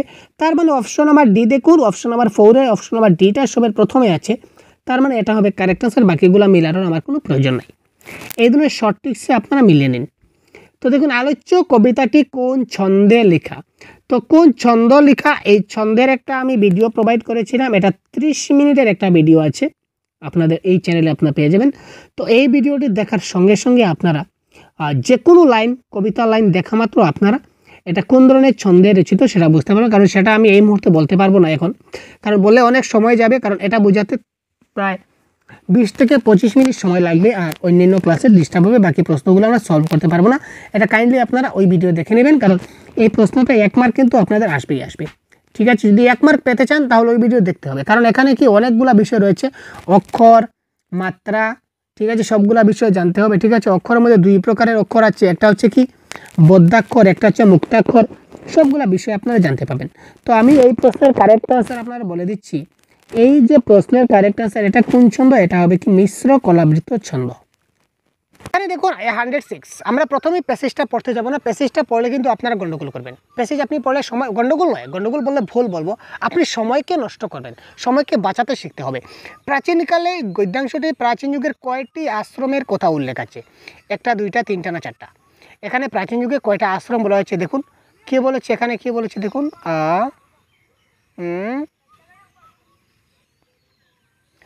প্রথম হলো ছাত্র অবস্থা, যার সঙ্গে সেদিনের ব্রহ্মচর্য আশ্রমের তুলনা করা হয়েছিল। অর্থাৎ কি ব্রহ্মচর্য একটা আশ্রমের নাম, একটা আশ্রমের নাম কি ছিল? একটা আশ্রমের নাম ছিল আমাদের ব্রহ্মচর্য। ঠিক আছে, তারপর দেখুন আবার বলেছে দ্বিতীয় পর্ব সংসার কর্মজীবন, এই জীবনের তারপর দেখুন সেকালের শেষ 2টি আশ্রম বানপ্রস্থ এবং জ্যোতি। তার মানে এখানে 2টা আশ্রম পেলাম এবং এখানে একটা আশ্রম পেলাম, ব্রহ্মচর্য আশ্রম। তো সুতরাং টোটাল আশ্রম আমার কয়টা হলো? আশ্রম হলো 3টা। ঠিক আছে, 106 এর কারেক্ট আনসার কী হলো? Option number 4। দেখুন প্যাসেজ থেকে কী করে ট্রিকি আনসার করতে হয় সেটাও আমি আপনাদের শিখিয়ে দেবো, টেনশনের কোনো ব্যাপার নেই, সাথে থাকুন শেষ পর্যন্ত। টোটাল বাংলায় 30-এর মধ্যে 30 পাওয়ার টার্গেট রাখুন ভাই। প্রিভিয়াস 13 বছরের ক্লাস যদি ডিটেলস আপনার বুঝে নিতে পারেন, এমন কোনো কনসেপ্ট থাকবে না যেটা আপনার বোঝার বাকি রয়েছে। আমরা আজকের মতো ক্লাস কন্ডাক্ট করব, প্রত্যেকটা টপিক আপনাদের বুঝিয়ে দেওয়ার চেষ্টা করবো যতটুকু সম্ভব হয়। গদ্যাংশ অনুযায়ী ব্রহ্মচর্যাশ্রমে প্রবেশের আবশ্যিক শর্ত কি? নিজের কাজ নিজে করতে পারা, আর্থিক সাচ্ছল্য, উচ্চ মেধা, নাকি নিঃসঙ্গ জীবন কাটাতে পারা? 107। তো 107-এর কারেক্ট আনসার কী হবে? 107-এর কারেক্ট আনসার আমরা কোথায় পাই? আমরা একটু দেখি, আপনাদের সঙ্গে সঙ্গে দেখবো ভাই। অর্থাৎ ব্রহ্মচর্যে যে আমরা যে অ্যাডমিশন নেব, অ্যাডমিশনের একটা শর্ত রয়েছে। তো অ্যাডমিশনের শর্তটা কি? এই দেখুন এখানে পেয়েছি। সেই প্রাচীনকালে বালক যখনই নিজে চলাফেরা করতে এবং নিজের দৈনন্দিন প্রয়োজনীয় কাজ নিজেই করতে পারত, তখন তাকে ব্রহ্মচর্য আশ্রমে প্রবেশ করতে হতো। অর্থাৎ সেই ব্রহ্মচর্য আশ্রমে প্রবেশ করার শর্ত ওটাই ছিল, শর্তটা ওটাই ছিল যে দৈনন্দিন প্রয়োজনের যে কাজ, সে কাজগুলো যাতে নিজের কাজগুলো নিজে করতে পারে, এটাই ছিল শর্ত।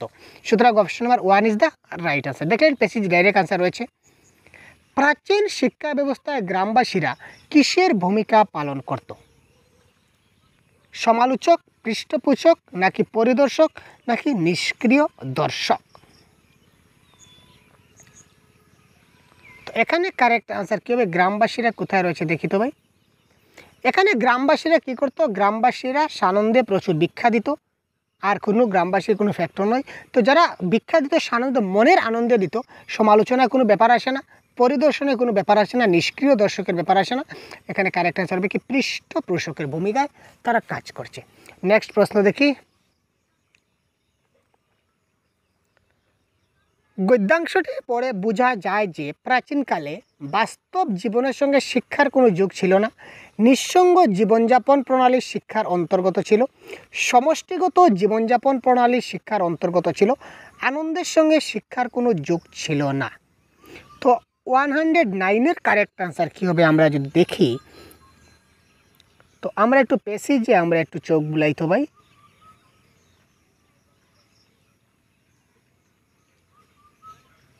এখানে কী দিয়েছে দেখুন, শিক্ষার্থী ব্রহ্মচারী গুরুদেবের পরিবারের একজন সদস্য হয়ে যেতেন। আচার্য, আচার্যানী এবং শিষ্যরা সবাই একসঙ্গে অভাব প্রাচুর্য সুখ দুঃখ সমভাবে বরণ করতেন। শুধু শিক্ষার্থীর পঠন পাঠন নয়, তার ভরণ পোষণের দায়িত্ব গুরুকে গ্রহণ করতেন। অর্থাৎ কি, সবাই মিলে একসঙ্গে তারা জীবনযাপন করত। সমষ্টিগত জীবনযাপন প্রণালী শিক্ষার অন্তর্গত ছিল। সবাই একসঙ্গে, গুরু শিষ্য আচার্য আচার্যানী সবাই একসঙ্গে তারা জীবনযাপন সেখানে করত। ঠিক আছে, একজনের সুখ দুঃখ আরেকজনে ভাগ করে নিত।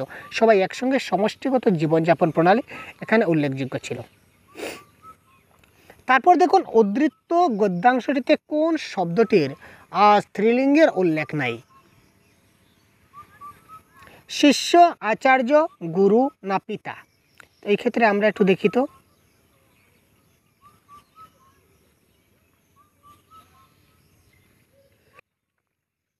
এখানে দেখুন আচার্যের কিন্তু পেয়ে গেলাম, কি পেলাম? আচার্যানী, তার কিন্তু স্ত্রীলিঙ্গ রয়েছে, তাই না? পিতা, পিতার আমরা কি পেয়ে গেলাম? মাতা পেয়ে গেলাম। ঠিক আছে, তারপর আর কে রয়েছে ভাই? গুরু। এই দেখুন গুরু পেয়ে গেলাম, গুরুর কি গুরু পত্নী পেয়ে গেলাম, তাই না? তো এখানে দেখুন আচার্য পেলাম, গুরু পেলাম, পিতা পেলাম, শুধুমাত্র শিষ্যের স্ত্রীলিঙ্গ এখানে নাই। আমরা তিনটে পেয়ে গেছি, তার মানে একটা থাকবে না, এটা খোঁজার কোনো প্রয়োজন নাই। সুতরাং option number 1 is the right answer. সবাই একসঙ্গে অভাব প্রাচুর্য সুখ দুঃখ সুখ সমভাবে বরণ করতেন। এখানে অভাব প্রাচুর্য বলতে কি বোঝায়? সবাই একসঙ্গে সুখ দুঃখ অভাব প্রাচুর্য সব কিছু তারা কী করতো? একসঙ্গে বরণ করতো। তো এখানে অভাব সুখ দুঃখ মানে কি? সুখ এবং দুঃখ। অভাব প্রাচুর্য মানে কি? অভাব এবং অভাব মানে কি? অভাব মানে কি? অভাব মানে নাই, প্রাচুর্য মানে কি? অনেক। তো এই সবগুলা অভাব এবং প্রাচুর্য, অভাব অপ্রাচুর্য হবে দুইটা। দুঃখ এবং সুখ, যদি সুখ ও দুঃখ হয় তাহলে অভাব এবং প্রাচুর্য হবে। ঠিক আছে ভাই, সুতরাং এখানে option number 2 is the correct answer. গ্রামবাসীরা সানন্দে প্রচুর ভিক্ষা করত, তার কারণ কি? গ্রামবাসীরা সবাই বিত্তবান ছিল, গ্রামবাসীরা সবাই কি ছিল? ধনী ছিল। 112 নম্বরে বলেছে। আর বলেছে গ্রামবাসীরা একে পুণ্য কর্ম বলে মনে করত। তো এবার আমরা একটু প্যাসেজে যাই, প্যাসেজে গেলে আমরা দেখব, এই দেখুন, গ্রামবাসীরা সানন্দে প্রচুর ভিক্ষা দিত, ভিক্ষা করে যা পাইতো সেটা গুরুপত্নীর ভাণ্ডারে সঞ্চিত হইতো। তাছাড়া বিত্তবানেরা এবং প্রাক্তন শিক্ষার্থীরা গুরুর আশ্রমে সাহায্য পাঠাতেন, সেটা সাহায্য পাঠাতেন। সবাই এই দানকে পুণ্য কর্ম বলে মেনে নিতেন। ঠিক আছে, এখানে দেখুন একটা কথা বলেছে, তাছাড়াও বিত্তবানেরাও দিত, প্রাক্তন ছাত্ররাও দিত। তার মানে গ্রামের সবাই যে বিত্তবান সেটা কোনো কথা নয়, কিন্তু সবাই এটাকে পুণ্য কর্ম বলে দাবি করতো বা মানত। এখানে দেখুন গ্রামের সবাই বিত্তবান ছিল, এটা ক্যান্সার, এটা ভুল। আর গ্রামবাসীরা একে পুণ্য কর্ম বলে করতো, এটা শুদ্ধ। তো এখানে বলেছে এ এবং বি দুটোই বলতে, দুটোই তো ভুল নয়। এখানে বলেছে এ ভুল কিন্তু বি ঠিক, অর্থাৎ yes, option number 2 is the correct. 1 নম্বর ভুল এবং 2 নম্বরটা শুদ্ধ। এই বর্ণনা অনুযায়ী সেকালের ছাত্র অবস্থা ছিল কি ধরনের ছিল? 113 নম্বর প্রশ্নে কি বলেছে দেখুন,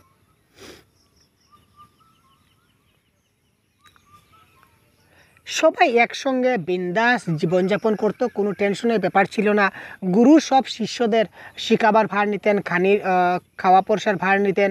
তারপর শিষ্যরাও কিছুটা ভিক্ষা করে এনে গুরুপত্নীরে দিত, অর্থাৎ কি সহজ সরল ছিল। ঠিক আছে, তারপর ব্যাকরণের একটি প্রশ্ন দেখি, নিম্নলিখিত কোন পদটি কর্ম তৎপুরুষ সমাসের দৃষ্টান্ত? এটা কারেক্ট আনসার কি? তাড়াতাড়ি কমেন্ট বক্সে জানান তো। কর্ম তৎপুরুষ সমাসের উদাহরণ কোনটি? কোয়েশ্চন নম্বর 111-4। এটা কারেক্ট আনসার হবে কি? শিক্ষা গ্রহণ, মানে শিক্ষাকে গ্রহণ, এটা হবে কারেক্ট আনসার। তারপর দেখি 115। তো 115-এ যাওয়ার আগে আমরা একটা কবিতা পেয়ে গেলাম, কবিতাটা আমরা একটু পরে দেখব। আগে দেখি কি কবিতার মূল বিষয়বস্তুর বর্ণনা কি? বর্তমান সময়ে এক গৌরবজনক প্রবণতা, বর্তমান সময়ে এক বিস্ময়কর প্রবণতা, বর্তমান সময়ে এক হাস্যকর প্রবণতা, নাকি বর্তমান সময়ে এক বিপজ্জনক প্রবণতা? তো একটু আমরা কবিতায় গিয়ে একটু ক্লু দেখি তো। দেখুন কী ছিল, নিজের ঘর, নিজের খাবারের থালা, নিজের ওয়ার্ডার, নিজের গাড়ি, সব কিছু বুকে ধরে আগলে রাখতে রাখতে সব শেষ হয়ে যাচ্ছে, কোনোই পর্যন্ত শেষ হয়ে যাচ্ছে। ছোটো থেকে বড় সব কিছু আমার কী হচ্ছে? শেষ হয়ে যাচ্ছে, নিঃশেষ হয়ে যাচ্ছে।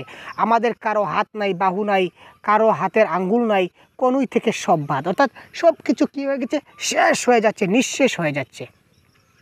সব নিঃশেষ হয়ে যাচ্ছে। তো নিঃশেষ হয়ে যাচ্ছে এখানে কি, অর্থাৎ এখানে কি দেখা দিচ্ছে ভাই, এখানে একটা বিপজ্জনক পরিস্থিতি দেখা দিচ্ছে যে সবজি শেষ হয়ে যায় তাহলে কি হবে, বিপদ হবে। 116। আচ্ছা, ভাষার কথা থাক, এখানে ভাষার কথা থাক বলতে কবি কি বোঝাতে চাইছেন? ভাষাগত পাণ্ডিত্যের কথা, ভাষাগত অভিন্নতা, নাকি ভাষাগত ভিন্নতা, নাকি ভাষাগত মাধুর্য? তো এটা জানার জন্য আমাদেরকে একটু জাস্ট প্যাসেজে যেতে হবে। প্যাসেজে গেলে আমরা একটু দেখে নেব। আরে ভাই রুক যা। ভাষার কথা থাক, এসব ভাবের কথা বলি, হাজার রকমের ভাষা। অর্থাৎ কি এখানে কি রয়েছে, হাজার রকমের ভাষা রয়েছে, ভাষাগত বিভিন্নতা রয়েছে। ঠিক আছে, ভাষাগত বিভিন্নতা, ভাষার কথা থাক, এসব ভাবের কথা বলি, হাজার রকমের কথা, হাজার রকমের ভাষা, এখানে ভাষাটা অনেক রকমের ভাষা আছে, তার মানে কি ভাষাগত বিভিন্নতার কথা তিনি বলেছেন। তো ভাষাগত বিভিন্নতা কোথায় রয়েছে দেখি, এই দেখুন ভাষাগত বিভিন্নতার কথা থাক, সুতরাং option number 3 is the right answer. আশা করি বুঝতে পারছেন। তারপর দেখুন, পৈতে এবং তসবি শব্দ দুটি কিসের দোহনা বহন করছে? ধর্মাচারগত চমৎকারিত্ব, নাকি ধর্মচারগতিত পার্থক্য, নাকি ধর্মাচারগতিত ঐক্যের, নাকি ধর্মাচারগত পবিত্রতার? এই ক্ষেত্রে 117 কারেক্ট আনসার কী হবে? এখানে একটু প্যাসেজে যাই। এই দেখুন কি বলে, আমি পৈতি দেখালাম তুমি তসবি দেখালে, আমি ত্রিশূল দেখালাম তুমি চাপাতি দেখালে। অর্থাৎ কি এখানে দুটি ধর্মের কথা বলা হয়েছে। একটি ধর্মে যদি পৈতাকে গুরুত্ব দেওয়া হয় তো আরেকটি ধর্মে তসবিকে গুরুত্ব দেওয়া হয়, সেম জিনিস কিন্তু তার নাম আলাদা ধর্মগত দিক দিয়ে, তাই না? তো সুতরাং এখানে এই ক্ষেত্রে কারেক্ট অ্যান্সার আমাদের কী হয়ে যাবে, ধর্মাচারগত পার্থক্য। ঠিক আছে, দুটি ধর্মের কথা বলা হয়েছে, সুতরাং 117 নম্বর প্রশ্নের আনসার হবে অপশন নাম্বার 2। তারপর দেখি, আমি ত্রিশূল দেখালাম তুমি চাপাতি দেখালে, এখানে উভয়ই দেখানোর যে এখানে আমরা উভয়ই দেখালাম, উভয়ই কী দেখালাম? এটা কারেক্ট অ্যান্সার হবে ধর্মীয় অসহিষ্ণুতা। ঠিক আছে, ধর্মীয় যেটা অসহিষ্ণুতা যেটা ভাব, এটা এখানে চলে আসছে। কবিতাটিতে কনুইয়ের ভূমিকা, অর্থাৎ কি সব কিছু শেষ হয়ে যাচ্ছে, কনুই থেকে সব কিছু শেষ, আমরা আগে দেখেছিলাম কনুই থেকে সব কিছু শেষ। তো কনুইয়ের ভূমিকা কি? পারস্পরিক বিচ্ছিন্নতা সৃষ্টিকারী। ইয়েস, 100% বিচ্ছিন্নতা সৃষ্টিকারী, অর্থাৎ কনুই থেকে সব কিছু শেষ হয়ে যাচ্ছে, তো তার মানে এখানে কী হচ্ছে, বিশৃঙ্খলা সৃষ্টি করছে। তারপর দেখি লাস্ট কোয়েশ্চন যেটা আজকের ক্লাসের, ভুলভুলাইয়া শব্দের অর্থ কী? এটা বলুন তো ভাই, ভুলভুলাইয়া শব্দের অর্থ কী? কোয়েশ্চন নাম্বার 120, গোলকধাম, ভুল পথ, নাকি কাঁচা রাস্তা, নাকি গোলক ধাঁধা? এই ক্ষেত্রে কারেক্ট আনসার কী হবে? এই ক্ষেত্রে কারেক্ট আনসার হবে কি, গোলক ধাঁধা। 6 থেকে আমরা প্যাসেজে যাচ্ছি। তো প্যাসেজের প্রশ্নগুলো দেখুন কী ধরনের আসে এবং কী করে আমরা খুব সহজে সেগুলো আমরা কী করতে পারি, সমাধান করতে পারি। তো 136 বলেছে কি, জীবন স্মৃতি কার রচনা? অবনীন্দ্রনাথ ঠাকুর, সত্যেন্দ্রনাথ ঠাকুর, দ্বারকানাথ ঠাকুর, না রবীন্দ্রনাথ ঠাকুর? তো এই ক্ষেত্রে 136-এর প্রশ্ন কী হবে সেটা আমরা জানি না, এবং এটা জানতে গেলে আমাদের প্যাসেজে যেতে হবে। প্যাসেজে আমরা জীবন স্মৃতি যেটা রয়েছে এটা আমাদের কিওয়ার্ড, তো জীবন স্মৃতিটা কোথায় রয়েছে এটা আমরা খুঁজবো। এবার দেখুন জীবন স্মৃতিতে লেখা, এবার এই লাইনটা দেখুন, রবিকার জীবন স্মৃতিতে লেখা, অর্থাৎ জীবন স্মৃতিটা কার রচনা? রবিকার। রবিকার মানে কি, রবীন্দ্রনাথ ঠাকুর, তাই না? এবার দেখুন রবীন্দ্রনাথ ঠাকুর ইজ দ্য রাইট আনসার। রবি বলতে রবীন্দ্রনাথ ঠাকুরকে বোঝানো হয়েছে। তারপর দেখি 137 কি রয়েছে, ফোয়ারা শব্দের অর্থ কী? দেখুন শব্দের অর্থ যেগুলো রয়েছে, শব্দের অর্থ বা বাংলা ব্যাকরণ, সেগুলো কিন্তু আপনি প্যাসেজে পাবেন না, এগুলা কিন্তু আপনাকে কিছুটা জানতে হবে। তো ফোয়ারা শব্দের অর্থ কি? ঊর্ধ্বমুখী জলধারা। কারেক্ট আনসার কী হবে? ঊর্ধ্বমুখী জলধারা। এই শব্দের অর্থগুলি আপনারা জেনে নেবেন। এই দেখুন বাংলা ব্যাকরণের আরেকটি প্রশ্ন চলে আসলো, স্কুল থেকে স্কুল, এই যে পরিবর্তনের প্রক্রিয়ার নাম কি? আদি স্বরালোপ, নাকি স্বরলোপ, নাকি মধ্য স্বরাগম, নাকি অন্তঃস্বরাগম? তো এই ক্ষেত্রে 138-এর কারেক্ট আনসার কী হতে পারে? একটু ভাবুন এবং কমেন্ট করুন তো 130 কী হতে পারে ভাই?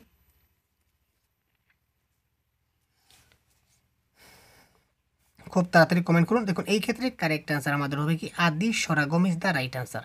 তারপর আমরা দেখি 139, 139 কি বলেছে, সঠিক বাক্য নির্বাচন করতে বলেছে। এখানে কয়েকটা বাক্য দেওয়া আছে, তার মধ্যে কোনটা একদম সঠিক। বাক্যের মধ্যে কিন্তু ছোটোখাটো ভুল আছে, বেশি মিস্টেক নেই, একদম ছোট ছোট মিস্টেক আছে। এই মিস্টেকগুলি কিন্তু আমাদেরকে বার করতে হবে। পড়শি কালাচাঁদ বাবু মাথায় বুলবুলির ঝুঁটির মতো একটি চুল। তো এই যে লাইনটা রয়েছে, এই লাইনটা আমরা সম্পূর্ণটা পড়বো। কতটুকু শেষ, কতটুকু শেষ হচ্ছে আসেন বাবামশাইয়ের কাছে বা আসেন বাগানের মজলিসে। কোনটা দেখি,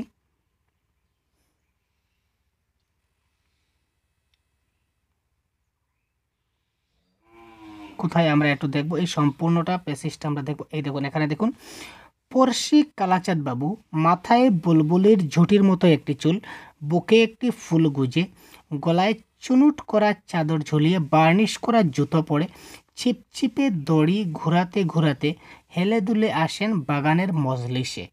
ঠিক আছে, এই সম্পূর্ণ লাইনটা ভালো করে দেখলেন। এবার এই এজ ইট ইজ লাইনটা আমাদের প্যাসেজের কত নম্বর অপশনে আছে আমরা একটু দেখি। তো প্যাসেজ আমরা লাস্টে ছিল কি, এই দেখুন, এখানে ছিল বাবা মশাইয়ের কাছে, বাবা মশাইয়ের কাছে নয়, আমাদের ছিল বাগানের মজলিসে। ঠিক আছে, বাগানের মজলিসে।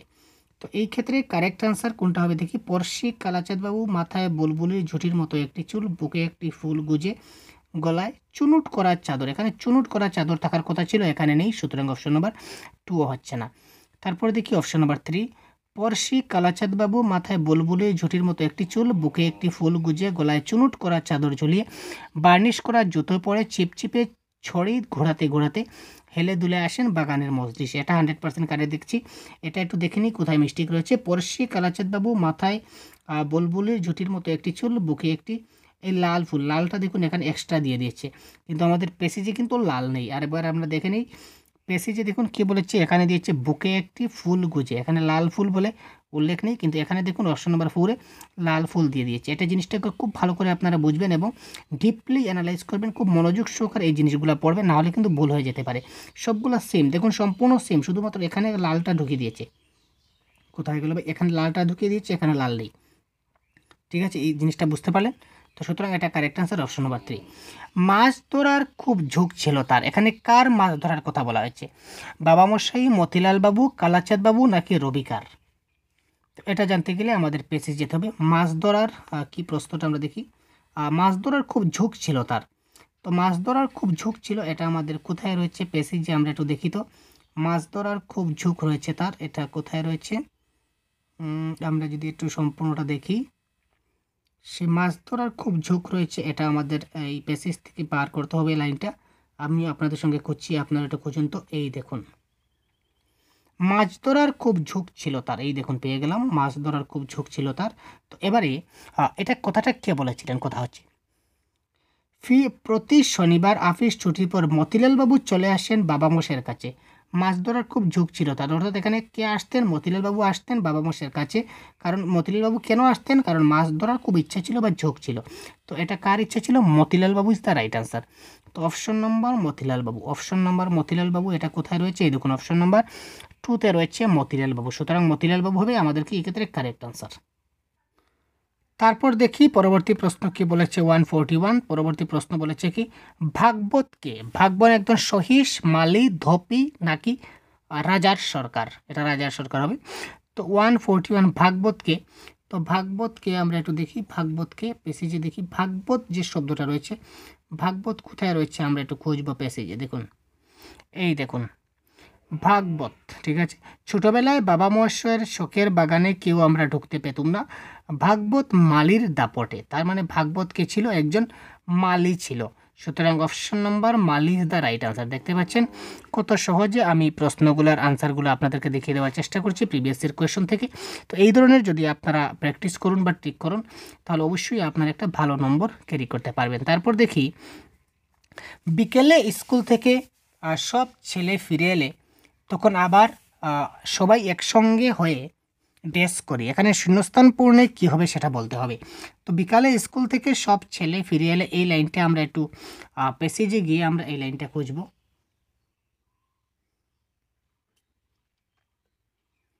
এই লাইনটা যদি আমরা খুঁজি তাহলে সবাই বিকালবেলা স্কুল থেকে এসে আমরা কি করি, এই লাইনটা আমরা একটু দেখব কোথায় রয়েছে। আমরা প্যাসেজের একটু আমরা দেখে নেই। এই দেখুন প্যাসেজে লাইনটা পেয়ে গেছি। বিকেলে স্কুল থেকে সব ছেলে ফিরে এলে আমরা আবার সবাই একসঙ্গে হয়ে খেলাধুলা করি। এখানে ড্যাশের এখানে খেলাধুলা হবে। তো কারেক্ট আনসার এখানে কী হচ্ছে, অপশন নাম্বার খেলাধুলা।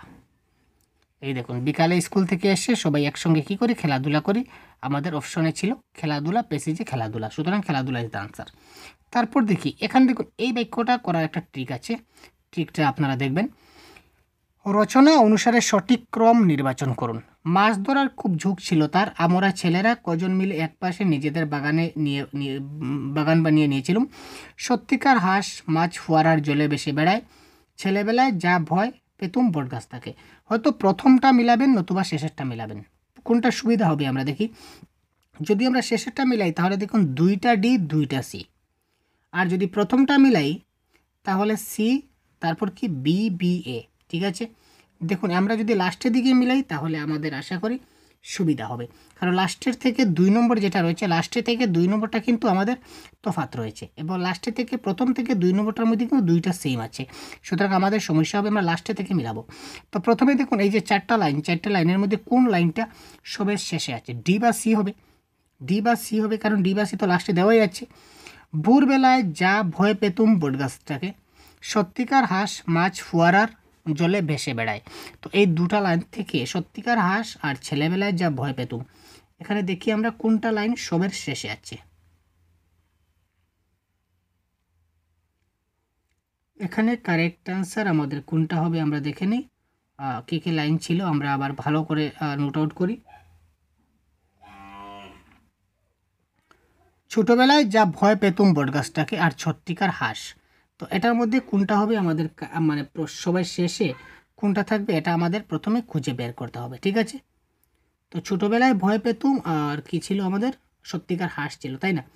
তো দেখুন আমরা শেষে একদম শেষে থেকে আমরা যদি মিলাই তাহলে শেষে থেকে যদি মিলাই তাহলে শেষের লাইন কোনটা আছে দেখি, একদম শেষ হচ্ছে ওই জায়গাতে, একদম শেষ ওই জায়গাতে, ওই জায়গা থেকে আমরা মিলাবো। স্কুল থেকে বাগামশের আসর, তারপর এই দেখুন ছেলেবেলায় যা ভয় পেতুম বটগাছটাকে, তার মানে ছেলেবেলায় যে ভয় পেতাম বটগাছটাকে সেটা প্যাসেজের সবের শেষে আছে। তার মানে প্যাসেজের শেষে আছে মানে কি, তার মানে শেষে আছে মানে অপশন নাম্বার 3 এবং অপশন নাম্বার 4 আমাদের ক্যান্সেল, লাস্টে এই দুটা থেকে একটা হবে। ঠিক আছে, এবার দেখুন বি এবং এক, লাস্টে থেকে বি এবং এ এই দুটো আমরা মিলাই। অর্থাৎ মাছ ধরার খুব ঝোঁক ছিল, ঠিক আছে, আর আমরা ছেলেরা কজন মিলে একপাশে নিজেদের বাগান বানিয়ে নিয়েছিলাম। তো আমরা ছেলেরা মিলে বাগান বানিয়েছি আর আমাদের মাছ ধরার খুব ঝোঁক ছিল। ঠিক আছে, তো এর মধ্যে কোনটা আমাদের লাস্টে থেকে প্রথমে আছে এটা আমরা একটু দেখব। লাস্টে থেকে প্রথমে আছে কোনটা দেখব, অর্থাৎ লাস্ট থেকে আমাদের একদম লাস্টে তো আমরা পেলাম, লাস্টে আমরা পেয়েছি কি পেয়েছি, একদম লাস্টে আমরা পেয়েছিলাম যেটা একটু আগে আপনার দেখিয়ে দিলাম, কোথায় ছিল ভাই, আরে ভাই লুকিয়ে গেল। এই দেখুন একদম সবের লাস্টে আমাদের ছিল, আমরা সেই সম্পূর্ণ ছেলেবেলায়, এই দেখুন ছেলেবেলায় ভয় পেতাম বটগাছটাকে সবের লাস্টে আছে। ঠিক আছে, মানে ডিতে থাকবে সবার লাস্টে 4 নম্বরে। তারপর দেখুন তারপর এরপর লাস্টে থেকে যদি মাছ ধরার খুব ঝোঁক ছিল তার, তো মাছ ধরাটা থাকবে আমাদের 3 নম্বরে, আর যা ভয় পেতুম বটগাছটাকে সেটা থাকবে আমাদের 4 নম্বরে। ঠিক আছে, দ্যাট ইজ দ্য ফান্ডা। তো এই ফান্ডা যদি আমরা মিলাই তাহলে এই ফান্ডা থেকে দেখুন কি হয়, এবার দেখুন যা ভয় পেতুম বটগাছটাকে এটা 4 নম্বরে, আর মাছ ধরার খুব ঝোঁক ছিল এটা ছিল আমাদের 3 নম্বরে। তো লাস্টে ছিল আমাদের ডি তো ঠিক আছে, তারপরে আমাদের এ চলে আসলো, তো ডি এর ঠিক ইমিডিয়েট পরে আমাদের এ আসছে লাস্টে থেকে, সুতরাং option number 2 is the right answer. ঠিক আছে, আশা করি বুঝতে পারছেন। তারপর দেখি তারপর আরেকটা আমাদের প্যাসেজ, তো এই প্যাসেজ থেকে আমাদের আরও 6টা প্রশ্ন দেখব। এই প্যাসেজ থেকে দেখব সঠিক বাক্য নির্বাচন করুন। যে জমিতে চাষ করা যায় অথচ চাষ করা হচ্ছে না তাকে বলা হয় ক্ষেত্রভূমি। যে জমিতে চাষ করা হয় বা চাষ করা হচ্ছে তাকে বলা হয় ক্ষেত্রভূমি। এখানে দেখুন একটু ডিফারেন্স আছে, কিন্তু সম্পূর্ণ বাক্যটা আমাদেরকে খুব ভালো করে দেখতে হবে। 144, তো যে জমিতে চাষ করা যায় বা চাষ করা যায় না, এই ধরনের লাইনটা আমাদের কোথায় আছে আমরা দেখি।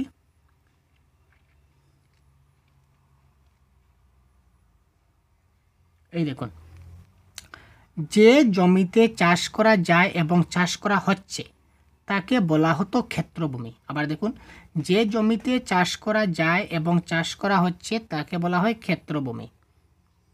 এবার দেখুন, যে জমিতে চাষ করা যায় এবং চাষ করা হচ্ছে তাকে বলা হতো ক্ষেত্রভূমি।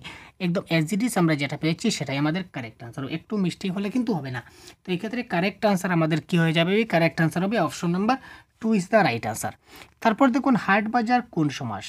তো হাট বাজার কোন সমাস, এটা কিন্তু আমরা প্যাসেজে পাবো না, কারণ বাংলা ব্যাকরণের প্রশ্ন আপনারা জানেন। তো হাট বাজার কোন সমাস আপনারা বলুন তো, সমাসের ক্লাস আপনারা দেখেছেন নিশ্চয়ই। তো হাট বাজার, হাট এবং বাজার সেটা কি হবে? সেটা হবে আমাদের কি দ্বন্দ্ব সমাস ইজ দ্য রাইট আনসার। ঊষর শব্দের বিপরীত শব্দ কি? ঊষর শব্দের বিপরীত শব্দ কি? উত্তাপ, উত্তরমৈন, নাকি উত্থিত, নাকি উর্বর? 146। ঊষর শব্দের বিপরীত শব্দ হচ্ছে কি? উর্বর। ঠিক আছে। প্রাচীন বাংলায় মার্গের অপর নাম কি? তো প্রাচীন বাংলায় মার্গের অপর নাম কি সেটা আমরা প্যাসেজে একটু খুঁজি, কোথায় রয়েছে। এই দেখুন, প্রাচীন বাংলায় যাকে বলা হতো মার্গ, এখন বর্তমানে তাকে কি বলা হয়? বাট বলা হয়। তো কারেক্ট আনসার এখানে কি হবে? এখানে হবে বাট। সুতরাং 147 অপশন নাম্বার 1 বাট রয়েছে, সুতরাং but is the right answer. তারপর দেখি, খিল বলতে বোঝায় উর্বর জমি, চাষের অযোগ্য জমি, নাল জমি, নাকি 2 একর জমি? তো 148।